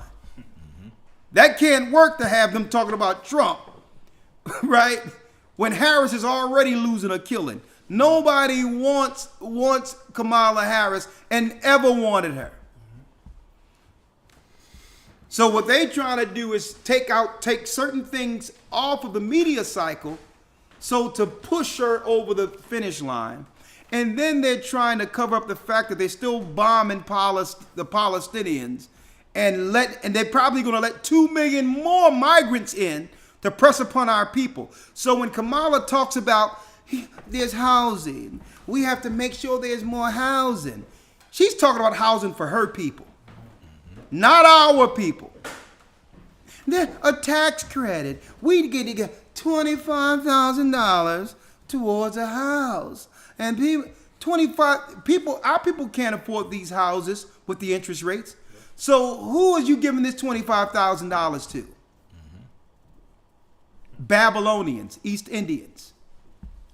So don't fall for that crap they're saying, okay? By the time November comes, there might be 2 million more of Kamala Harris's people with dots on their head pressing upon you in the inner cities. Darren, who that? Darian? Darian has a comment and question, and/or question. Hey. Hey, Darian. Hey, hello, how's it going, Elder? I am blessed by the Almighty. What say you? Hey, man, I say great lesson, man. I caught it probably towards the middle, and you actually answered one of my questions that I had. Shalom to Elder Lawyer and the other gentleman also. Bishop Shamal.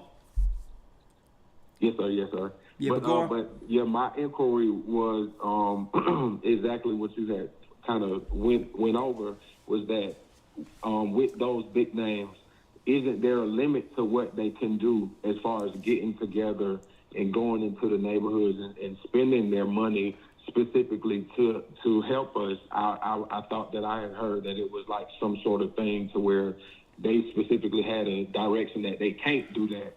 You know what I'm saying? And I was just wondering, did they have a choice? Like, what was their other outlet? You know what I'm saying? Other than to keep their money. Hey, brother. If there is some type of thing. Yes, sir. Let me answer this. Yeah, there's an agreement that they're not to really use it for certain things because it's their handlers. If you're going to invest your money, usually they give you handlers and accountants to make sure the money doesn't go back into our people. But if you know they're coming and they're going to bankrupt you anyway, there's nothing to stop you from going to the bank, getting everything you can in cash, and going out to where you know you live in the inner cities and just throw the money out there into the streets. How can they stop that? Yeah. And 9 times out of 10, if he did that, there'll be nothing for them to come after. Yeah. Because either he's going to give it to his people, or all of these vultures who are lawyers, who are really behind all of these particular cases on him, are going to get it. Yeah, that's deep. That's deep, bro. That's deep, Elder. Yeah.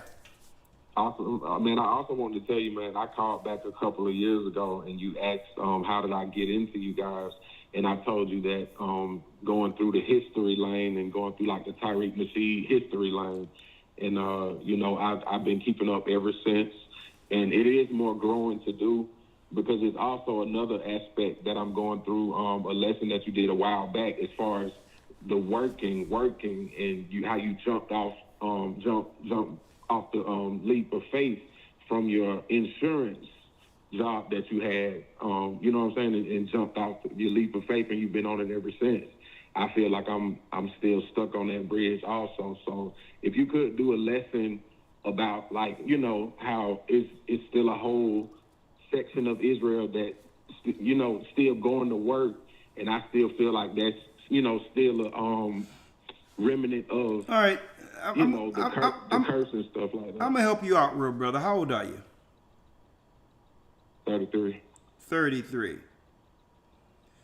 What is it you are you doing insurance? What are you doing?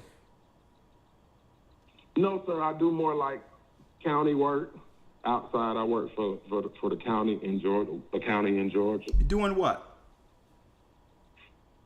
We're Department of Transportation, so we do road stuff like for the county. I got you. I got you now. I got you. Doing the land, brother. This is what you got to do, right? And this is, I couldn't just have gotten off of my job without finding ways of making legal money to supplement at least the bills I were paying under that job, right? So I used to do simple things, right? If I know that I'm in Philadelphia, you got Wynn Plaza, you got a lot of different areas. Back then you had Belmont Plateau. So when there was events, I had a truck. I had a little van or whatever the case is. So I would hook a grill to my truck and go down when I know there was events, and I would have dogs, burgers, and all these things. And if I know there's an event, I could collect $700 to $1,200 on the event, just flipping burgers and all that right there and selling them off where any event was, right? So I would do little things like that. And then I would work breakfast at Fridays in the morning downtown, right? I would put on my stuff. I would wake up early in the morning and I would work the breakfast, and I'll be out there by lunch and have an extra 100 in my pocket, right? But this is what so always understand, it's not about the job you're making, more so than trying to supplement the money that you're making. See? So you're not looking at the job. Oh, how much am I making and what are my bills? What can I do to supplement those bills and still have more time than if I were working on the job? Right? So here's a good idea. I was talking to it was our conversation amongst the brethren yesterday. Because eventually they're going to replace us, even in your job you're doing. They have plans to replace you with the immigrants. I'm going to tell you. So I'm going to tell you what you do. Yeah. Get yourself a flat top. It's crazy. Yeah. Get yourself a flat top or a grill. Go online and find out how to get an EIN number under an LLC. Take your computer, make yourself a menu. Find out how to market what you do. And not only do you hustle fast food, right? You can also find out how to get your fast food on Uber Eats or whatever the case is, and they'll come wherever you are and pick up your food and deliver it.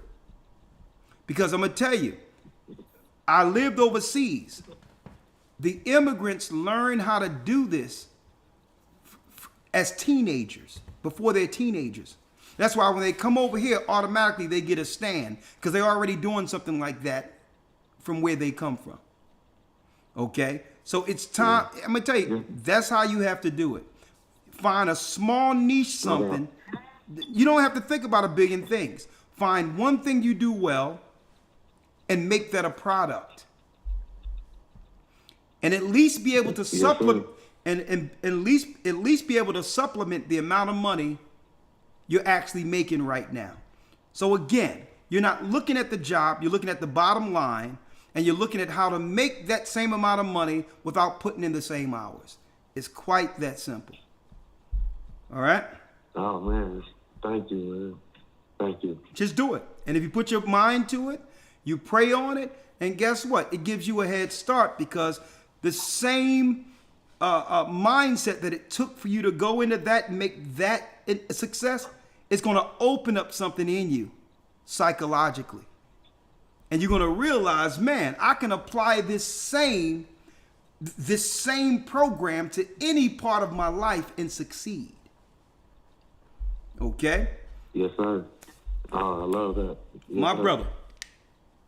All right? All right. All right. Shalom. Thanks, man. You're welcome.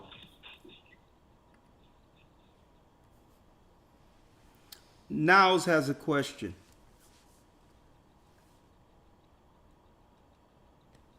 How you doing, Niles? Good evening. Niles, you there?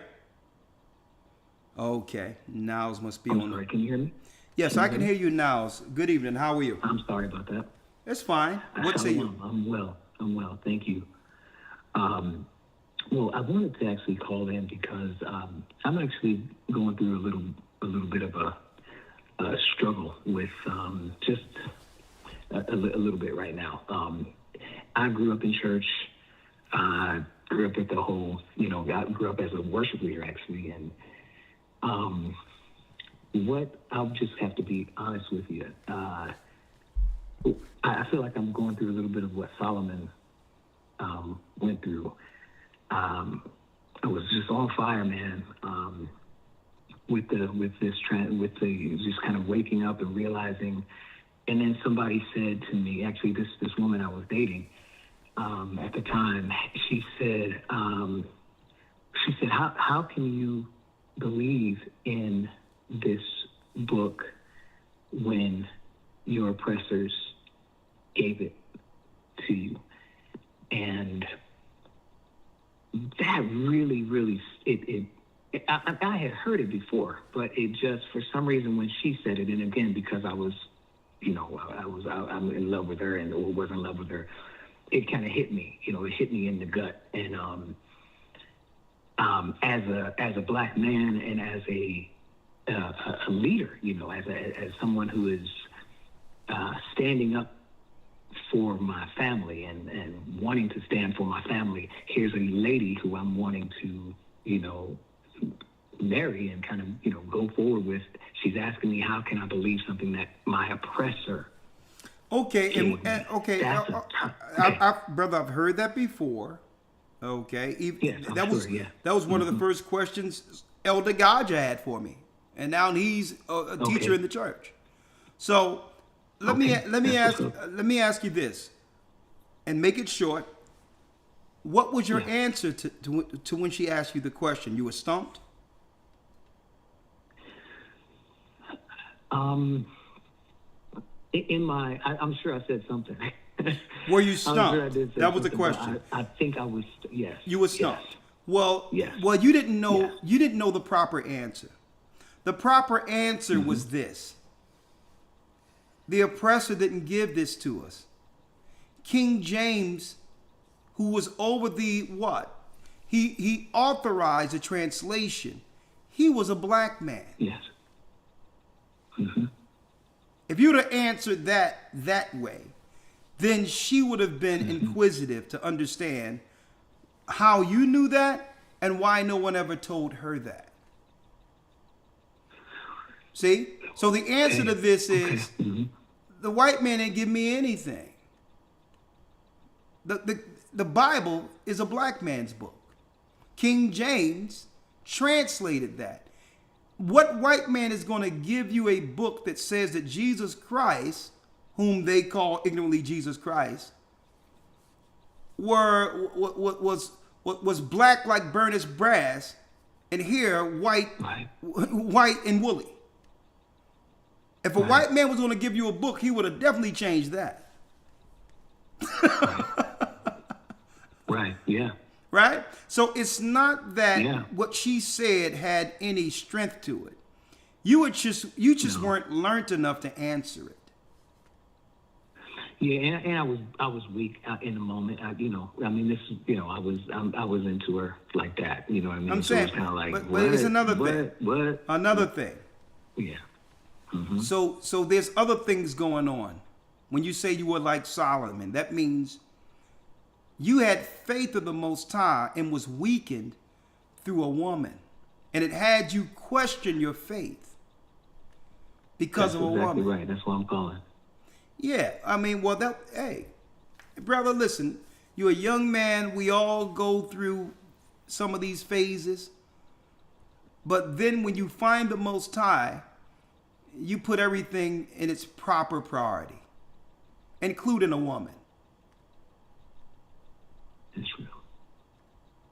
Okay, I understand. So let's get the order. So let me give you the order. The Most High. Okay. You got that? Corinthians 11. Who's after the Most High? Absolutely. Who's after the Most High? Christ. That's right. Who's after Christ? Man. And who's after man? The woman. That's it. Huh? Say it again. She ain't around you, is she? The woman's after the man and then the children. No. Okay, is she around you? So who's after? No. I'm okay. Sorry. Okay. I'm So I'm not speaking up. Okay. She's not listening. Hopefully. No. You sound like you're shaking right now. No. After the man, brother, it's the woman. Yeah. So right. guess what? It doesn't matter what she's feeling about the Bible and all that. You are putting things in priority. Okay. Okay. Yeah. All right. So I would tell her, regardless of what you think, this book is a black man's book. And this black man right here, if you're with me, you're going to follow me. And I'm a black man that's going to deliver you the book. So what's the problem? Ain't no white man around here. So what are you doing? You're putting things in its proper priority. All right? And what you're doing, All right. what you're doing is you're actually, I'm going to tell you, you're rooting out spiritually. Listen to this, what's going on. You're rooting out of yourself, because you don't want to go here. You're rooting out of yourself the simp spirit. All right? Okay. We have to kill, we have to kill the simp. Okay? I hear you on that. All right. Let me, can I say this? Yeah. Because I hear you, and I hear you calling me a simp. No. I'm not calling you a simp. Well, let me. Now listen, you don't got to get defensive. Okay. Listen to what I'm saying. That spirit. What I'm saying is, I can go back to Solomon. Mm-hmm. I'm not even talking about you. Because you get that. I totally get that. Yeah, because you got women who was working on him. Yeah. And they were beautiful, and they began to. These women can pull at your manhood. Well, that's exactly right. Yeah. Yeah. Sure. So that's what I'm talking about. I don't believe you are a simp, but what happens if they get control and we don't take priority? What happens is that's what we become. And I'm not challenging you to not become that.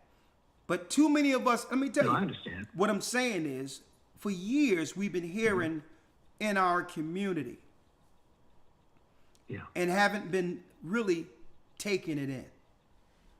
And it's a shame. For years, the word out on the streets were, we would follow the black man, but a lot of our men are weak.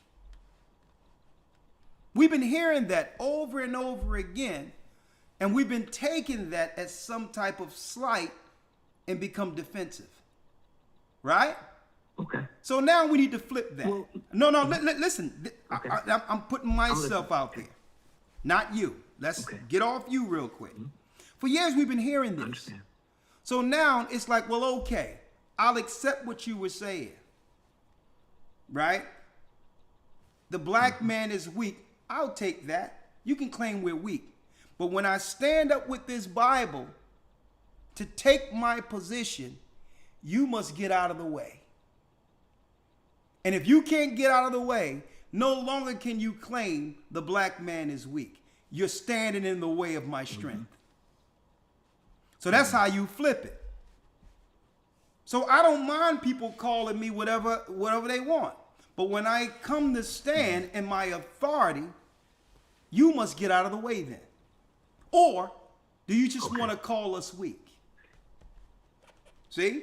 Okay. Well, if I could just speak up for myself in this moment, just real quick. Because I broke up with her. I'm just kind of still in love with her, but I did let her go. So I did. Well, brother, you didn't have to break up with her. You could go get her back. No, I did. Actually, I did. I'm just saying, brother. Listen, it's okay. Listen, brother. Listen. I think we have to. Listen, brother. That's I'm gonna write your number down, and I believe we need to have a conversation outside of this, right? Because if you're hurting, you're going through a vulnerable moment, that's understood, and there's nothing wrong with that. You care for the woman, so let me call you, and we'll talk about this, Niles. Because, brother, they don't just because she's out of pocket right now doesn't mean you have to let her go, okay? Unless she went all the way out of pocket. Well, let's talk about that. Because it's very interesting, some things that happened. And I knew I had to stand up, and it wasn't going to be, I just knew I had to stand up. Well, let me just ask you this now. Where did you meet this young lady? At work, at my job, yeah. Lord, boy, you're breaking some carnal rules. I'm gonna tell you, some cardinal rules. I don't work with her. She was coming in to my job.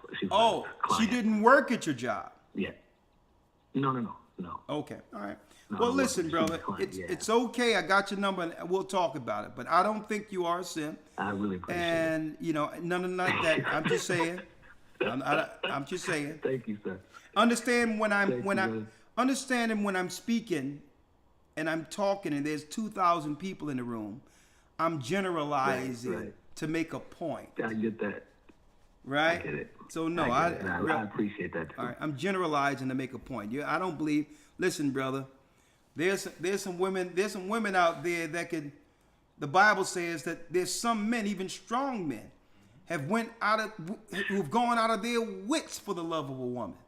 Man, I'll tell you. Let me tell you, man. A woman can pull something out of you that you didn't know existed. I mean, think of. He's a woo. Oh yeah, brother. Woo. Let me tell you. Man, let me tell you. They was looking at Mike Tyson, was like, man, listen, this guy can punch a hole through a wall in anyone who steps in front of him. Okay. Right. I mean, what do we got? Oh, I know what we got. We got a groupie who came from college who knocked on his door at 3 a.m. and claimed that she was only there to say hello.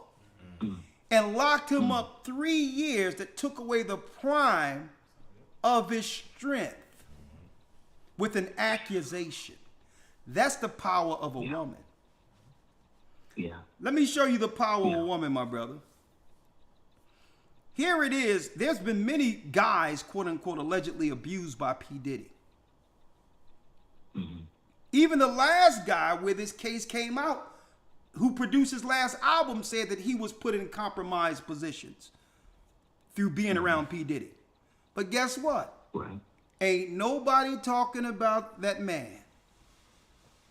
Oh, Cassie, though, or anyone else that they can pull from the past as a woman, is why his pockets are turned inside out rabbit ears right now. That's the power of a woman. Okay? And guess what? Guess it tell you in the Bible. The only spirit that can humble a woman or have them fear God or respect a man the way he should be respected. The only way a man can walk in his true authority with a woman is to have the truth. Or you're outmanned. You say the truth? You must have this truth and follow this Bible. Yes. Because what? Yes. Because why? Here's the truth. There's only two governments in a nutshell. The government of this world and the government we can't see. And the government of this world is on her side. Okay? All right, I'll talk to you. I'm going to call you soon now. Hey. Wow. Okay. You can't win. All right? The only government that can topple this government. That's why I tell you in the book of Esdras that out of everything in the world, wine, the king, everything, there's nothing more powerful than a woman. Nothing. That's right. That is what it says. That's right. I remember that. Yes. And the only way to overcome the strength the world has given a woman is the truth. That's why if you say you're an Israelite and run into a woman, I don't care if she into you or not, and you're single, she gonna do a about face and run as fast as she can. Okay, usually they're like, you what? Because she can't see how she has an end to control you. Very interesting. Very interesting, isn't it? Yeah, you making me remember some things that happened like in line. So I know exactly what you're saying. I really appreciate you. My brother. All right, my brother. Yeah. Shalom. Yeah. Thank you. And I would appreciate that call anytime you give it. So I will call you now. You feel like it. I will call you. That would be awesome. Shalom. Thank you, sir. Shalom, brother. Man, they'll have you on IG Live. What is it you want from me? Straight up.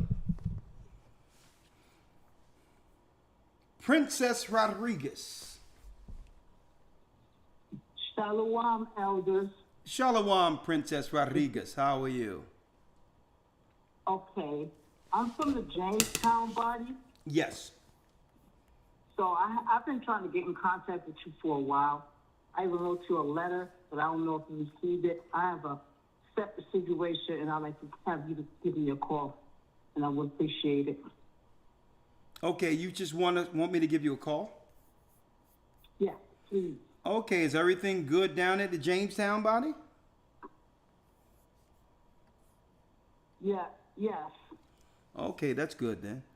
I'm like, don't be calling here snitching on people. These men we set up are doing the best they can. Right? No. All right. Hold on.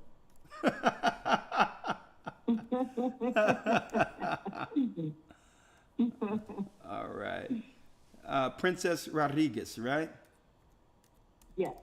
All right. We're going to Princess. We're going to make sure we call you. Now, it's going to be after the tabernacles, so wait until after the tabernacles, okay? Yes, Elder. All right. Bye. I'm going to place you on hold. I mean, if anything, they give you some material. Heard Tyrese got a whole new album out on the pain and struggle.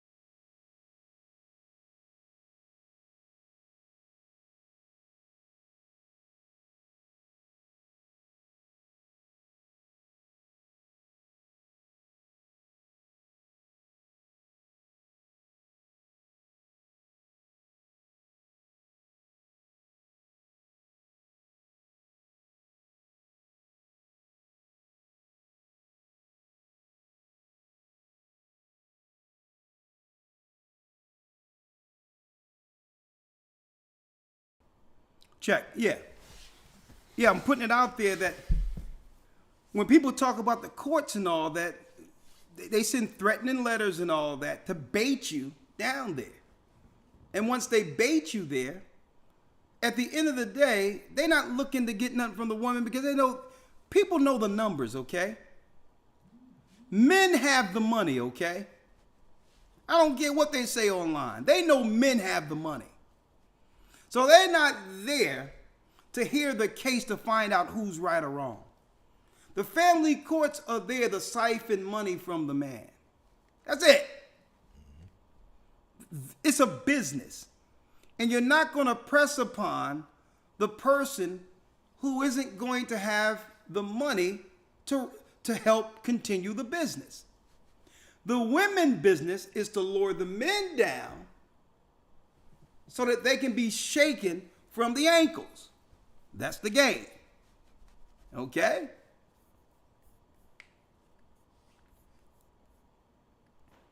You sit here talking about, yeah, I got receipts. I got text messages. You think you hear that, man? Listen, I got all the proof. And she comes in there with nothing. No proof or nothing, and leaves with everything. Y'all better wake up. The Bible tell you unless you have the truth, the woman is the most powerful of all on earth, unless you have the truth. It's her. She's the most powerful. She's over the king. She's over wine. She's over armies. She's over all of that. Why? Because you will have a guy go to war to make sure his woman stays safe. You'll have a king who will travel overseas and take a nation and take another kingdom for the love of a woman. Okay? You can have a woman who say, man, somebody did something to me, and you got the whole block fighting someone because of an accusation. Men can't do these things. But the truth excels her. Because the truth will have you not only understand what's going on, you'll have the truth to be able to filter her nonsense, if she has some nonsense, through what's right according to the Bible. Okay? You're able to filter her through the word, and now what works in the world doesn't work on you. See? Michelle has a question. Hello, elders. And listen, excuse me. I'm going to show you how powerful. Thank you for taking my call. Hold on one second, sister. I'm going to show you how powerful the woman is, according to scriptures too. You can have a woman flat broke, where all of her career was nothing, and she would make her way into one of P. Diddy's parties and was a part of one so-called what they call freak off, or whatever the case is. And she can cry and say something happened to her and acquire generational wealth from that one night. Now check that out. She's been all over the place sleeping for nothing before that. But that one night can give her generational wealth. A man can't do that. How you doing, Michelle? Hello, Elder. Thank you for taking my call. I actually have a question or a comment and a question. Yes. I stay off social media, so I don't get too involved in some of the things that are going on right now. Of course, all of the big things that you mentioned, yeah, it's found a way to my front door. I'm in fintech, so we're constantly getting updates and things like that. But I appreciate your take on how, or just your broad analysis of all of it, because I think, you know, it's easy to lose the fact that it's really a spiritual enclave, you know, with what's even happening with Diddy, because, you know, I don't think anyone in YASHAYA wants to see that. I don't think they want to see black men just continually be pummeled in the public sphere. I don't think we want that whatsoever. But I guess my only takeaway would be the good news would be that, yes, we're starting to see all of these things crumble. And that gives me some relief that we are starting to really see these things crumble before us. So I really do appreciate the fact that you brought that out and that you made that, you know, the forefront of the conversation, that we can see some work on our behalf. Yeah. You know? The other thing that I wanted to mention as well, so I feel sort of that tug in terms of diversifying skill, how me as a person, as a mother, is able to build in different directions. I sold a business a few years ago, and then ended up going back to work. And now I'm thinking I'm gonna have to work and go back into business because I just need to make sure that that I do have some more skill sets. I don't want to get caught out there in retirement or anything without having something to fall back on, because there won't be the Walmart jobs if I decide to go back to work. There won't be, you know, all these little things that people do in retirement, right? That none of that stuff is going to be there in 15, 16, 20 years when I'm probably going to be ready to retire. Well, sister, usually women, hold up, sister. Usually women think that there'll be a husband somewhere, to not think of having to work at Walmart near retirement stage. Why isn't a husband? I was a young widow. What I'm saying is, why isn't a husband the default for you? I'm sorry. Why isn't the husband? I was a young widow. Yeah, you're a widow. I'm sorry to hear that. But you know, as a widow, you can marry again. Yeah, I don't know that that's really I don't know that that's really a space for me at this time. I'm really focusing on getting ready. You know, I want to get ready for whatever space that the Most High has for me. Okay. I have a granddaughter and 2 sons that you know, I want to spend more time with and develop a closer nation. Or be in that work for creating a closer nation as a family. Okay. We all, you know, that requires constant prayer because they're believers, but you know they're not connected. Are you are you a member of the of one? Are you a member within one of the churches? Yes. I don't. We have one here. You know, I've tried a few different places, and I really just listen to you online. I join your services online, but I'm in Phoenix, and I don't believe we have a location here. Yeah, we have a location there, sister. Okay, all right. Okay, so let me put I'd love to get the contact information at some point, but no. I'm not in any service. I really do just join your services online as often as I'm able. Okay, so what I'll do is I'll just make sure the bishop there reach out to you, Michelle, okay? Is that okay? Okay. All right. That's perfect. Thank you. All right, stay strong and yeah, and bless you. And someone will be reaching you before Monday, all right? Okay, very good. Thank you. Okay, I'm going to take a few more calls before that, and then after that, I'm going to break down. And I know some people might say, well, Elder, for a woman to do something like that, that's wrong. That she would do something like that, sue him knowing that, you know, it's a money grab. Of course it's wrong. I'm not saying that she's right who would do something like that. I'm talking about the P. Diddy thing and go there and rob him of his hard-earned money. But the whole thing is the fact that she can do that and have that option is what I'm talking about. Not right or wrong. Because there's a lot of women who understand that they could use the government for their own turn, but refuses to do something like that because it's immoral. It's wrong. There's a lot of women know, even if they don't use the government, the power they have as an option to use it.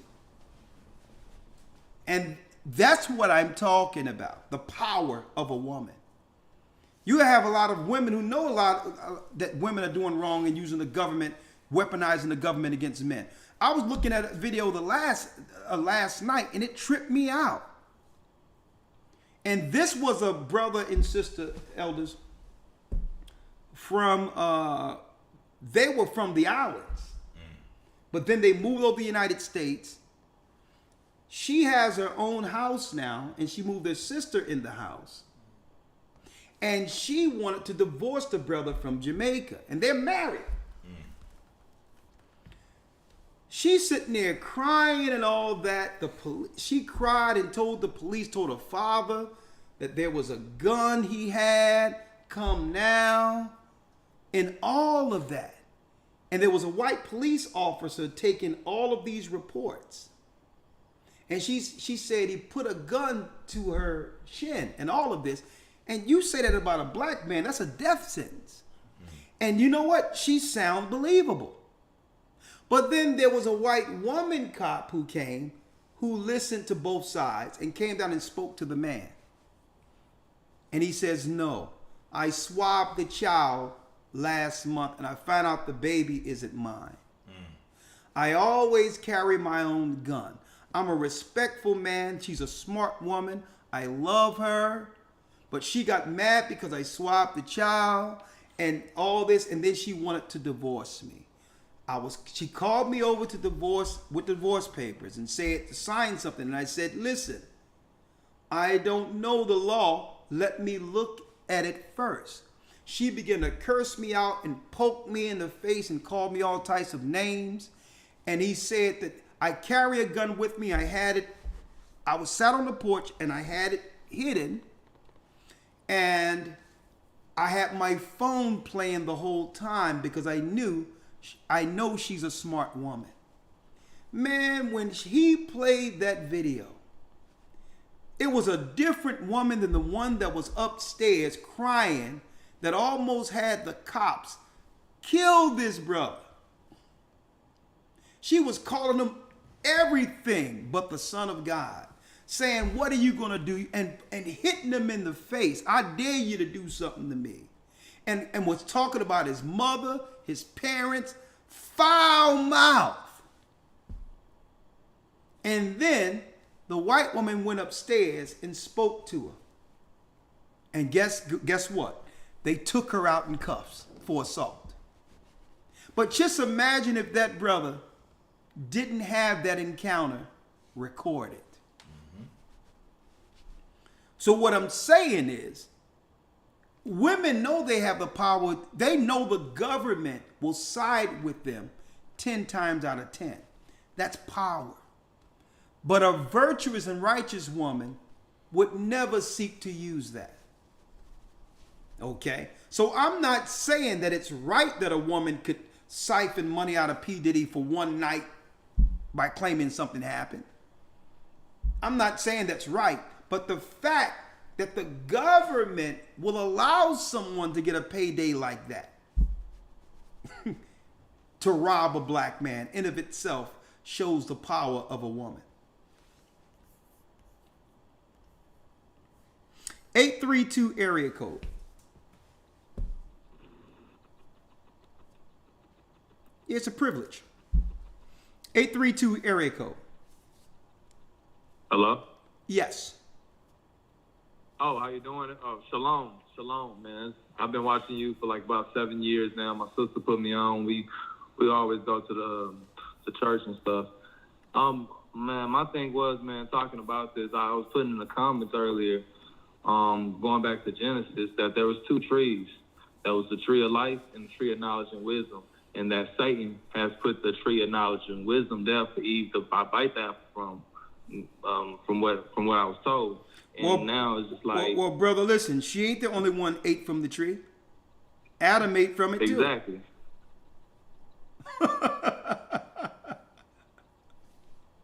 But go on. But yeah, exactly. And, that's what we got. That's why all men have an Adam's apple from our neck, because he choked on him when he realized I don't know. What scripture is that? It's not a scripture, but it's a fact, man. Every man has an Adam's apple. I know. And it lets you know that... Hold up, brother. Hold up. If you've been to the church, you know about beware lest any man spoil you through philosophy. I want you teaching those scriptures, but I want to make sure you're correct with them. That wasn't an apple on the tree, my brother. All right? Correct. You correct. So it's been a while. I understand, brother. So that in of itself takes the apple off the table, the Adam's apple. It wasn't no apple on the tree. All right, but I'm feeling what you're saying though. What you have for me next? Wait, Louis. Keep on going. It's just the fact that as the woman, I ain't talking down on women at all in that. But my point is, like you're saying, the women got the power. You know what I'm saying? The black women, all women, just in case, like Holloway, with the stories that you just told, Holloway, she called the cops and claimed all that stuff that old boy did, but he didn't do it, and that he just found out that was his child. And me personally, I'm going through some stuff like that, and it's messed up how the way a woman can just pick up a phone call and the white cops or the cops can just believe the woman instead of always getting outside of the story. All right. Anything else? That'll be it, man. All right, Shalom. The water for your call, brother. Okay, thank you, Brother Wade. And I want to say this. Muted. The whole thing when it comes to injustice and unrighteousness, no one gets away. And that's the whole point of the matter. No one gets away. And eventually the judgment comes on those who are unjust. It doesn't matter male or female. And right now we're living in a time that if any of us have done wrong, now there's judgment in the earth now. So eventually, those that have been done wrong for a long time would begin to wise up and understand how to get around the traps the enemy have put before us. And that's what I'm witnessing right now. There's a generation of men and women who understand that they must do things differently. Men aren't falling for the same traps they used to fall for. All right? And they're moving silently, knowing what's about to happen.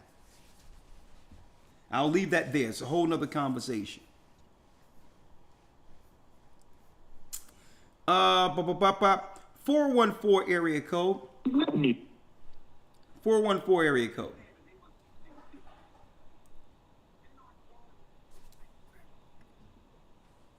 (661) area code. 661. Unmuted.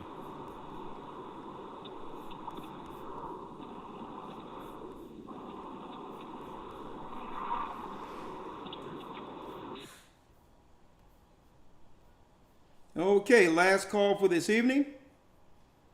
901 area code. Shalom. Shalom. Hello. Hi. Hi. Elder. Your name, you're the last call for this evening. Blessed Tabernacle. Hi. Hi. My name is Zoe. Okay, Zoe, what say you? I just wanted to thank you for everything. Happy Tabernacle. My family and I have definitely enjoyed tonight's broadcast, especially as a musician myself. Just another reminder why I'm so glad to be on this side. We're able to use my talents for the kingdom, to further the kingdom. I look forward to the Memphis body when it comes, and possibly being able to lend my gifts to the body there. And I also wanted to say that I remember last fall, the first time I called you, you said that you proposed that I make a strings cover to Zion, and I finally finished it. And I emailed it to the email I found on the website yesterday. And I also sent a flash drive copy. My dad mailed it. So I hope it finds you and you all are able to hear it. Well, thank you, sister. It will find me tonight. I'm going to listen. And you send it to the email gatheringas1 Yes, sir. Okay, well, I'm going to pull it up and listen to it tonight. And I'll tell you what I think. And thank you for, I'm thankful that you were moved enough to actually redo the song. That's a blessing. All right. Yes, sir. That's a blessing. All right. Yes, So sir. Thank you. I'll hear it tonight. To Zion by who? What's your name? Zoe. Zoe. To Zion by Zoe. Okay, I'll check it out tonight, sister, and thank you. All right. And okay, thank you, Elder. And have a remainder blessed tabernacles, all of you. And yes, we will soon have a place in Memphis. We will have a place in Memphis as far as a church very soon, okay? All right? Yes, thank you. Shalom, Elder. Shalom. Thank you, elders. Thank you, Bishop. Been a pleasure sitting down, conversation on the couch, right?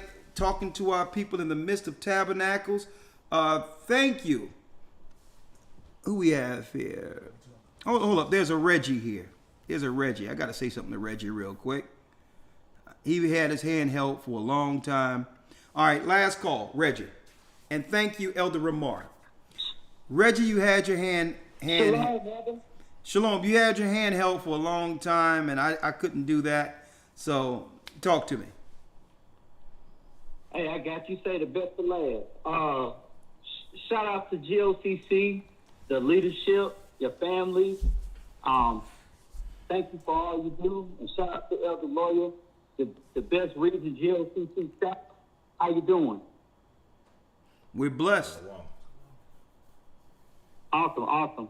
Hey, I just wanted to say, like, I really agree with the topic and everything you're saying. Is you know, I don't want to be the dead horse, man. Everything you said was top tier. One question I want to say or give a recommendation to you, Elder. With all the information you give on the Patreon and everything, man, have you ever thought about going to Rumble, the platform? Yeah. The uncensored platform, kind of like YouTube. Yeah, I'm thinking about it. Or at least have it as a backup channel. Okay, awesome. Absolutely. Gotcha. Awesome. And as a lawyer, this is Rachel from Alabama. If you can just, if you could shoot me a call, or is there an email I can email you at? Give you a call? GOCC South at yahoo.com. GOCC South at yahoo.com. Just a reminder, I did call you, Brother Reggie, multiple times. So you got to pick up when I call. You got to pick up. It's a new number. Just you pick up did. when I I call. tell you what, shoot me a text, because I probably just didn't recognize the number, so I appreciate it. No doubt, my brother. Okay, believe me, I know. Definitely. You know, it's not the debt collector, okay? I know you don't look at you don't answer anonymous calls, but you know, it's not the debt collector, okay? I don't know who you're ducking. I don't know who you're ducking out there. And shout out to answer the phone. Yes, sir. Hey, I sure will. And shout out to the brothers from GLCC Alabama. Big shalom to them. We meet and we watch you on YouTube, Elder, on the first Saturday of each month. So we appreciate all that you do. All right, my brother. Stay strong and answer the phone. All right. Yes, Shalom. Shalom. All right. Israel has a comment. Israel, 30 seconds. Shoot. Yes, Shalom, Elliot. I was calling in today because I just wanted church to put a prayer forth for my grandmother, because there's some corruption going on in the hospital where they neglecting to take care of her to where I can't say where, because somebody's investigating it, but like they neglected her so bad to where you can see certain parts of her bones, and they're not taking care of her at all. I can't really go to the details, but they literally trying to take her life. So I was trying to, see if the you and the church can put forth a prayer, the elders, for so the Most High can do something and get justice and stop whatever they're trying to accomplish. What's her name? I can't say on the phone. It has to be, the name has to be said? Just her first name. 3. Hold on. Marie. Sister Marie, okay. And why have you visited her lately? Is she in your city? Yes. Okay. Well, what I would advise is make sure you have some people there around the clock to watch what type of care she's getting. That's the best thing that can happen in the meantime. But we will put up a prayer for her. Okay? Thank you. My brother. All right. Shalom. All right. Shalom. Because boy, they trying to put our people down up in these institutions. They really didn't get the number they wanted through the pandemic. So be careful with your people up in these hospitals. Sax player, how you doing, brother? We got 1 minute. Happy feast. We got 3 positive lives. James Earl Jones, Tito Jackson, and somebody from your city, Frankie Beverly. Oh yeah, Frankie just passed. Yeah. And the thing about the Haitians down there in Springfield, my cousin picked up 2 of them in the car and talked to them. And when they said they was eating cats and dogs, they just laughed and said, "Let's go to the store and I'll get this thing. I'll buy you anything you want." Yeah. These 2 Haitians he picked up. That's a lie. Yeah, we all know it's propaganda. He picked them up and he filmed it. Yeah, there's no man. Levi ain't eating no cats and all that crap. Believe me, if they're over here, as immigrants, they eating well. Okay. Yeah. They eat very well. They got more money than an American citizen right now. Did you get my song, Elder? Huh? Did you get my song I sent you? Yes, I got it, brother. You are highly skilled. I'm going to play it soon. Highly skilled. Okay. And happy feast of tabernacles to the bishop and the elders, and tell Elder Lawyer he can take Errol Ray Jones and he can read the King James Bible. He got a good voice too, and put it on YouTube. Well, we were thinking about that, have him read out, the chapters and all that. But that'll be in due time. That'll be in due time. Yes, sir. Anything. Yeah, right. Thank you, my brother. Shalom. All right, shalom. Yeah, I was gonna say the Haitian thing. Man. What it looks like they're doing is they're taking the heat off of some of the other immigrants and they're putting it all on Levi. Exactly, on Levi. They're just taking it off of the Ukrainians coming in number, the East Indians and Asians. Right. The same deal they did years ago when they claimed that they were cowboys whipping Haitians at the border. Yeah. I'm like, come on, man. They're gonna pull that. They're gonna pull that one out of their orifices again. Yeah. Listen, man, it's the same trick every 4 years to get to really misdirect things off of the immigrants that they're putting in our neighborhoods and cashing them out. Right. All right. But hopefully our people will wake up. We still have some people out of their minds who's backing Kamala Harris, the Asian. Yeah. And hey, you get what you vote for. With that, with the children of Israel, we're back. And keep in mind, the Most High is calling back Israel. I'll see you all this weekend. Shalom at the end of the feast as we end the tabernacles. Have a great evening. Shalom.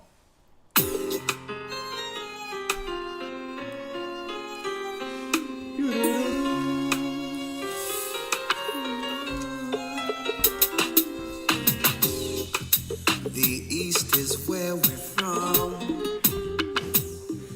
12 tribes of Israel. In 721 BC, the Assyrian king, he took us down, we fell. With the great escape, we went through the Euphrates. The Lord held the water still. To a land where no mankind dwelt, we went. The 12 tribes of Israel. So we be Manasseh, the Cubans, Ephraim from Puerto Rico, Naphtali from the Isles of Hawaii. The Lord is calling back Israel. Zebulon from Panama, Gad, the North American Indians, Simeon, the Manakites. AHAYAH gathering Israel. The Arabs and Africans told us at gunpoint. Together our wives and children then sold us. In the belly of these great ships we traveled in fear. By the rivers of Babylon we found our brothers here. AHAYAH gather us. Reuben from Australia, Issachar, the Mexican,